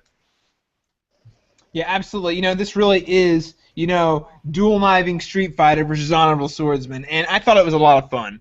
I mean, do we need this? No. It was Well, hey. necessary? No, but it was so much fun. His final blow, though, come on, man! Like the final Holy strike, crap! When when that through girl stabbed him in the mouth. When Carl got stabbed in the back, I was like, well, that was the end of that fight. That was kind of anticlimactic. But no, it wasn't over. When Jon Snow shoved his sword through his throat, I was like, and wanna everyone in the see- room, That's everyone in probably our the room most just freaked out. violent thing that's happened in a while. Well, the Hound did shove that dude's face into the sword like True. 8 times. I forgot Well, about that was that. pretty close, but this is I think it's up there. I think Jessica's awesome. This is definitely top 5. Like totally. I want to see that scene in 3D. It was actually kind of funny because where I was watching, like people were like, yes, like jumping out of their seats, like Yeah. yes, like No, like our room went nuts when that happened. We were all like freaking out, like, holy crap! Did that just yeah, it was nuts. That was definitely a fan service moment right there. Oh I yeah. remember we're all friggin' boring. I was like, you bastards! Like, why don't you get more into this? Anyway, Aww. Oh, So We need to fly to disappointed. Phoenix and hang Well, out. exactly. Clearly, you know I what? do. Next week it's gonna be fun. Okay, I promise. It's gonna I be can epic count fun. on your reactions, Caleb. Oh, you can count on my reaction. That's right. It's gonna be a ton of fun. But Yeah. the single most important thing to happen in this episode, the single most important thing, we got Ghost back. That's right. yeah. I love the That's right. doggies. We got cheated a Stark Oh. reunion, but you know what we got By as the a you know we got as kind of like a secondary prize here. Consolation prize. As a consolation prize was Jon Snow and Ghost got back together, and that was a little heartwarming in the Yay. Mission episode. I love the By the doggies. way, Even shout if they're out- red-eyed and they murder people. Yeah, they're awesome. By the way, shout out to our good friend Drew and Taryn. They named their cat Ghost, so I thought that was awesome. Hells yeah, that's all I got to say. Drew and Tara naming your cat Ghost, that's the way to go. By the way, I'm naming my first dog Arya, so we're good. There you go. I support that. Sport that life decision. I just supported the live decision. But guys, yeah, that was a fun fight scene. Wasn't necessary, no, but we got to see freaking fatality. Look, we really get to see Mortal Kombat here. We get to see a boss fight in Mortal Kombat where they say fight and they duel with the knives. Mortal Kombat. The only thing that would have been better is if he would have uppercutted him, and then he would have fallen into a pit onto spikes. Yes, Oh, exactly. yes. And then the guy go fatality. Through the mouth was a very close second, though. I support it. pretty I was damn good with good. it. It was pretty awesome. Yeah, I agree. And I love the stuff that's going on in the North, and I know it's not necessary. I know it's not in the books, but man, it really is making both Jon Snow's story and Bran's story more interesting to watch. Because honestly, definitely. otherwise we wouldn't see Bran ever. And it would just be like every time we check in with him, we're like, eh. And then every once in a while we'd have a hey moment. So I really like the way they're actually writing a lot of stuff in for him. Oh yeah, me too. Honestly, I'm interested to see how this will impact the end game of this season. Because we know that oh crap, what's his name? Mance Rayner is still coming to the wall, and how will this impact what's going to He's happen? gonna light the biggest fire you ever seen. It's Oh, the well. biggest fire the North has ever seen. Well, when they lit Craster's keep on fire, I was thinking this was up Yeah, there. it's got to be among them. Yeah. It's gonna be a big fire, but no, Mance Rayner is gonna top that frickin' fire. It's a pansy fire next to the fire he's gonna. What light. is he gonna burn? The wall's made of ice. He's gonna burn like mammoth fires and wildfires and everything. He's just gonna light the North on fire. I mean, He's gonna burn the it whole- all. Everything. Blackwater was a pretty big fire. I guess it wasn't in the north though. The North North never saw that. the North never saw that. Okay. It doesn't matter how big the other fires are, just the ones that the North sees. Exactly. Exactly. We had a pretty damn big fire in the south, but it doesn't matter. Oh my gosh. Midwest That's right. doesn't matter. Westlands, nobody cares, but if the North hasn't ever You got seen it Frank yet. Palmer right now. Also, Winterfell got burned pretty hardcore. That's true. That's true. That's true. And I really hope the show goes back to the fact that Ramsay Bolton burnt that thing to the ground, because they didn't ever tell you who did that. It was totally Ramsay Bolton. Spoilers. Okay. Bitch. Yeah. Oh, speaking of Ramsay Bolton, We're getting there, Austin. We're getting there. We're not there yet. We're gonna be there soon. We're almost there. Soon. We're almost We're there. almost there. Guys, we're gonna go ahead and wrap up. This concludes our recap and our in-depth analysis of the episode, the first of his name. It was a great episode, probably my first episode of the season, and I honestly am just on edge to see what happens next week. I mean, like, it's just about to, the world is about to explode. It's so big. Yeah. Do you guys have any other closing thoughts on this episode? Again, I just would say I think this is the strongest episode of the season. I really liked it, really enjoyed it, thought it was great character moments, which I think is Game of Thrones' greatest strength is the characters that they have are just so well done, and we get to see that come through again here in this episode. And so, yeah, fantastic episode. I agree. I think it was just a very, very important episode as far as character development goes. I think we saw a lot of big things happen in this episode. Maybe not necessarily the most exciting or fan-pleasing things, but very important things. Yeah. So yeah. That John Annan reveal will. I don't know how the show could top that reveal. I really don't. Yeah. Exactly. I agree for sure. That's the biggest thing that's happened in the series so far. It changes the whole. It changes the way you can never go back and watch season 1 of Game of Thrones or go back and read a Game of Thrones the book the same way again. The same way after knowing what's going on. Yes. Yeah. Exactly. I'm on Team Hodor. All right, guys. Well, I have to agree with you. I think this is a great reflection of things from the past, and to kind of remind us that this is still one big ongoing story that is all very interconnected, and it does bring us kind of heartguns back, as I said earlier. I am very excited to see we are really in a transitional, despite it being such a big season, is a transitional season, and I think this is midway through a transitional season, and I cannot wait to see what events are going to continue to change the way Game of Thrones works through the rest of the season. All right, guys. Well, we're going to go ahead and move into round 2 of our listener Q&A. If we have any questions, let me go ahead and check the YouTube here real quick to see if you guys have anything to say this week. The YouTube. I like that. The YouTube. I have a question from Ryan. Okay, hold on a sec. Oh, actually, Austin, go ahead. Go ahead and read. Yeah. He asked, do you think Lysa and Sansa are going to go fisticuffs? And I don't think that would be much of a fight. I think Lysa was going to lay the smackdown on Sansa. Listen, Sansa has a lot of pent-up rage that she's been sitting through, okay? She's just been sitting there waiting to strike somebody, so why not Lysa? I mean, come on. All right. Lysa, that woman's got some issues. No, seriously. She's a crazy bee. She is a crazy bee, no doubt about that. I see her. Really, the fight I want to see is her and Cersei fight. I think it'd be a good fight. Lysa versus Cersei. Who can Queen be the other one? Cersei wins. I mean, Cersei's more sane. She's would crazy. throw wine in her eyes, and then she'd be blind. So. Okay, you know what, Austin? What I think is more important than what your comment is, and I think your comment's great, but what's more comment is that Ryan Siggers and Tobin Tron over here are developing a little bit of a rivalry here. Tobin Tron is calling Ryan Siggers out. I would flay Ryan Siggers for his blasphemy. I mean, he's calling Ryan out like intensely. And then Tobin Tron also comments, Dany is boring. Stannis is a better version of Daenerys. What the hell are you, Tobin? We're not watching the same show. Get out of here. Get out. What week is Tobin on the podcast? Tobin in the near future. Oh, he's not on. That's what I heard. He will be on. He will be on, but he's not on a week. He likes his computer got smashed. Okay. He He likes likes 10 or wrap up week. He likes Stannis, so he can't come on anymore. That's right. Maybe We don't allow Stannis lovers on this podcast. Maybe his computer got tied to a stake and burned. Nice. Yeah, I so can take care of that. I do the tax service you know what? of light.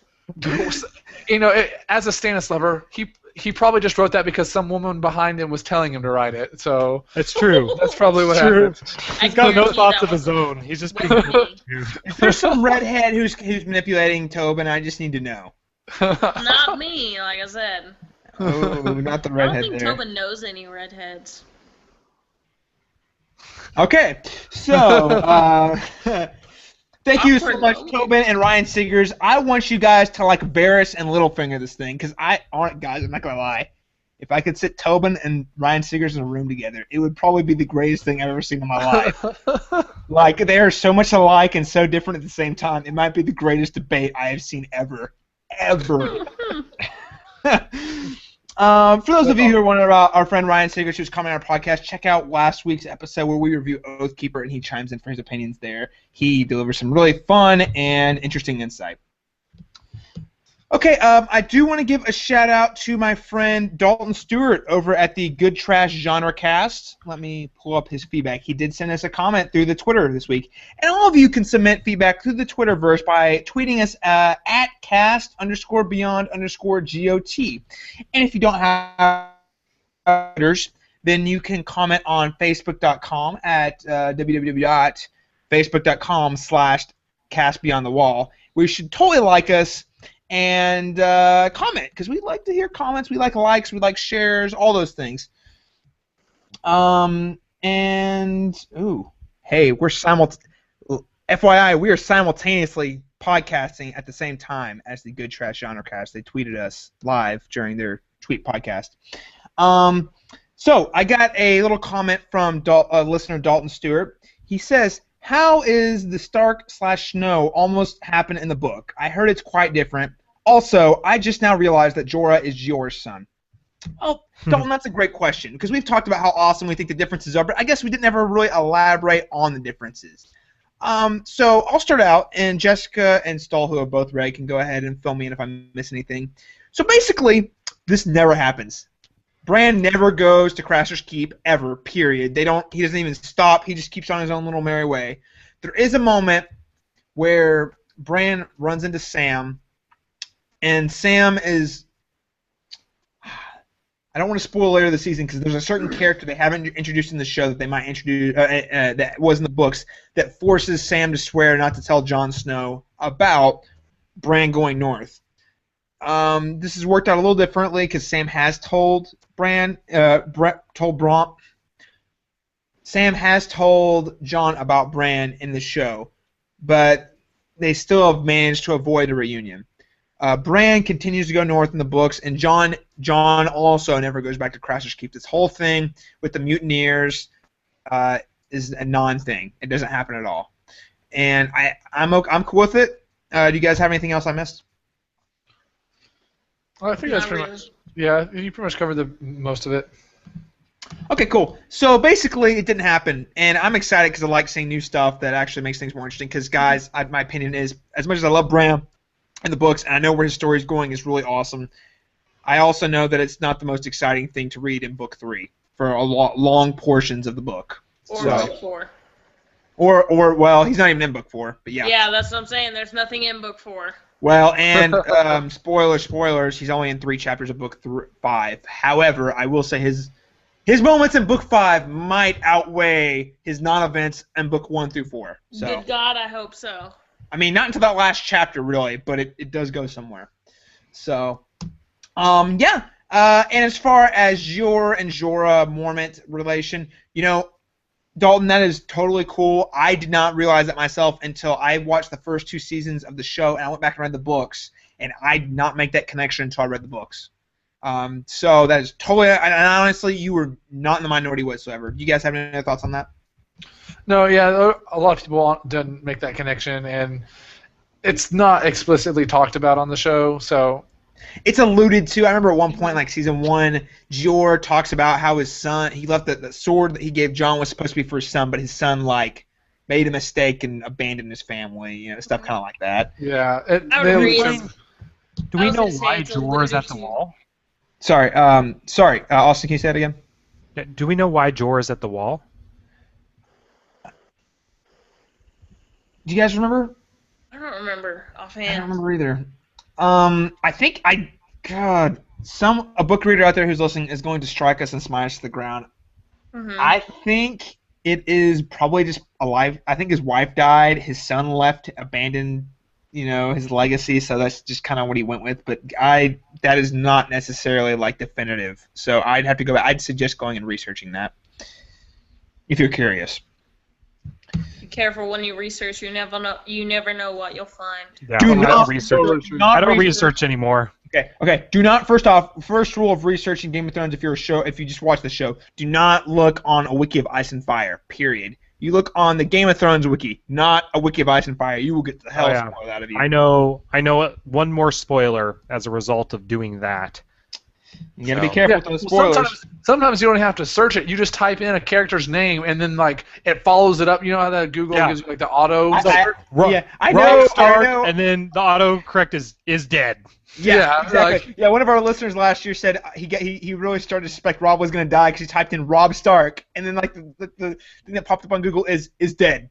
Like it was like the auto, it was the auto fill in, and that's how he didn't even have time to search it. It got spoiled before he even searched it. So it's a trap. So yeah. All right. Thank you so much, listeners who have chimed in, guys. I really want to see a Tobin Ryan Sickles rivalry, so you guys just need to chime in every week. I would love that so much. I do have to say, go ahead and make sure to subscribe to us on YouTube. If you're watching this live, go ahead and hit the subscribe button. That way you'll get updates when we're doing our live show, when we post our audio show on YouTube. You can follow us on iTunes. Please follow us at iTunes on the Cast Beyond the Wall. I'll post a link to that in the webpage. And then if you do go and subscribe to us on iTunes, which please do, give us a rating. You don't have to write our full review. Just give us a star rating in there. That'd be really great. And also, again, as I mentioned, Twitter and Facebook.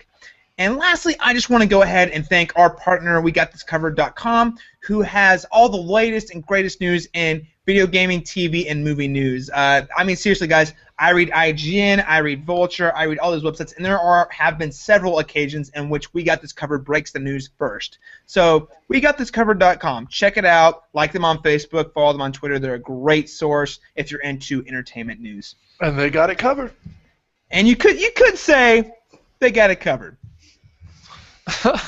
Nice. All right, before we wrap up, ladies and gentlemen, or lady and gentlemen, let's go ahead and prehash this next week's episode, The Laws of Gods and Men. So, guys, HBO didn't give us jack shit to go with this week.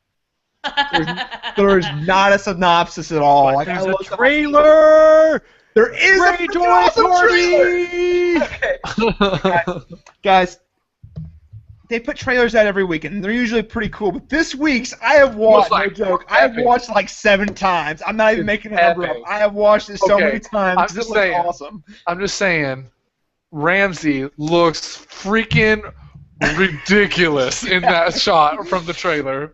He's got dual eyes, no shirt, and like scars all over his chest, and he's like, "Come at me, bro." He's a psycho, man.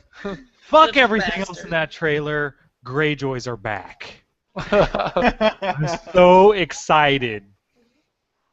Yes, Austin has a fetish with the Greyjoys, and man, he has just been waiting ever since that scene last season. Like, the Greyjoys are coming back. They're coming back. They're coming back. Well, in this trailer, we finally get to see Asha Greyjoy make a return, and it is very exciting. And Yara. Huh? Isn't she Yara in the show? Thank you, Jessica. It is Yeah, Yara in the she show. is Yara Yara in the show. Greyjoy is returning in the show to avenge Theon. And what's funny is she's, in theory, would meet Theon because Theon's with Ramsay, right? So how's that going to go? I don't know. Let's find out. I'm excited to see. So other than the Greyjoy epicness, and that, guys, that really does look awesome. Like, I literally can't wait to see Ramsay. Oh, my gosh. And I think Ramsay's like pretty damn evil. He must have rolled around in like a pile of shredded paper or something, because he's got like paper cuts all over his body. Outside of that, though, we do get to see Tyrion's trial that we've been building up to since episode 2. So for the last 4 episodes, is finally going to begin. That's really exciting. I'm really interested to see how people react and how the show actually executes that trial, because that trial really is one of the highlights of the Storm of Swords. So I'm really excited to see how that plays out. Yeah. Definitely going to be vital to the show. We'll see I think people are definitely in for some big WTF moments. That's for sure. Yeah. It changes characters' story forever. Yeah, pretty much. So other thing that is new to all of us, but specifically to me, Daniel, and Jessica, is Stannis goes and visits the Iron Bank, and Viceroy Gunray is trying to figure out how to barter with Senator Palpatine on how to get some more money. Yeah, that's what's happening. That's what's going on. I am really excited about this storyline, by the way. I Austin, you love like loved the it. political, economic stuff. I love it. Austin, you loved the Star Wars prequels, didn't you? You loved all the hodgepodge and the politics of it all, didn't you? I love the politics. I love the pod racing. I hate Jar Jar. Sam Tarly must die. Oh my god. Whoops. Nice. That's great. And lastly, guys, Varys talked, which normally isn't a big deal, but watch this season. Varys hasn't done very much this season, like at all, like even spoken. Yeah. So he got his head rubbed by a dwarf. That was pretty exciting. Yes, he did indeed. But he actually has some pretty important lines about Daenerys in this week's little teaser for next week, and I am very excited to see Varys do something because I love Varys, and he just hasn't had a spotlight this season yet. So, Yo, dude, what happened to the withered old man in the crate? We didn't even know what happened with that. He gets some dude shipped over by Amazon. Yeah, And like, I assumed it'd be his new pet, but nothing. yeah. I Nothing don't know about if they're that. gonna go back to that or not. I honestly have no idea. I have no idea. I hope they do though. That would be pretty freaking sick. All right, guys. I think that's a show. Guys, I want to thank, of course, always our co-host Daniel Stoll and Austin Lucar for joining our show, and thank you so much, Jessica Martin, for guest hosting our show. Hopefully, we can have you again on in the future. Yes, Yeah. please. Thanks for having me. And P.S. I'm really pumped about watching with you this week. So. But yeah, we want to go ahead and again thank Jessica so much for taking time out of her evening to join our podcast and join our discussion. And we also, again, want to thank our partners at WeGotThisCovered.com. Make sure to tune in next week when we review next week's episode, The Laws of Gods and Men. It looks like a good one. You don't want to miss it. Until next time, join us on... sorry. Until next time... ... The Cast Beyond the Wall. I don't know how I'm going to edit that yet. I'm not sure I'm editing that yet, so we'll figure it out. I just need to put it there. But you already know that if LeBron James was in the... Yeah, LeBron James. I know Fuck that we're gonna LeBron have... James and fuck Chris Paul, man. That motherfucker hit like 8 threes tonight, bitch. Yeah, did you see? Have you been on ESPN yet? The title of the article about Chris Paul is CP 33333333. I love it. It's so little good. bastard. We are getting the shit kicked out of us. That's terrible. That's I don't feel- embarrassing. It is. Look. It's very embarrassing. I'm so mad. Look. I love the Thunder. I want the Thunder to win. But the Clippers are the single most talented team in all of playoffs. Like, not even close. It's going to be tough. You I guys, don't know. I you, haven't watched Stoll, enough and Jessica, Clipper and games to Austin know all get enough along pretty about well. Their talent level. So, Yeah, like, I think we would. I was gonna Well, say, 'cause- obviously, I mean, Blake and CP3, but I don't know much else about their team. Like, DeAndre Jordan, Jamal Crawford, like, their team is insane. It's Yeah, their so team's- good. Their team's actually really good, offensively especially. Like, well, we need to play some freaking defense, and we suck in defense. Yeah, well, Guys- you also need a new point guard. That's true too. We're doing a spin-off podcast, legitimately. We're doing a spin-off podcast where we all, and by we all, I mean I sit there and listen and comment every once in a while, and the three of you talk about NBA, because that would be fun.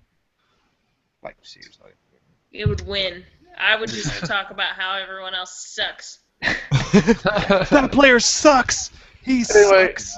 I probably gotta get going. I still gotta leave and All go right. back to my Yeah, apartment. we're still on Hey. broadcast. So everyone who's watching to us live and suffered through all our technical difficulties and everything, thank you so much for listening and commenting in. So Drew, Tobin, and Ryan, thank you so much for commenting in. And you guys Daniel? have a great night. Daniel, go get married. Congratulations. I probably won't talk do to it. you again before it. And Do it. have fun. It's Yeah. business time. It's business time. Yeah. It's business. Yes! It's business. I'm so glad Jessica got that reference. Thank you. Oh my I gosh. got you. I got you. All right. 1 Points Off podcast. So listeners, adios.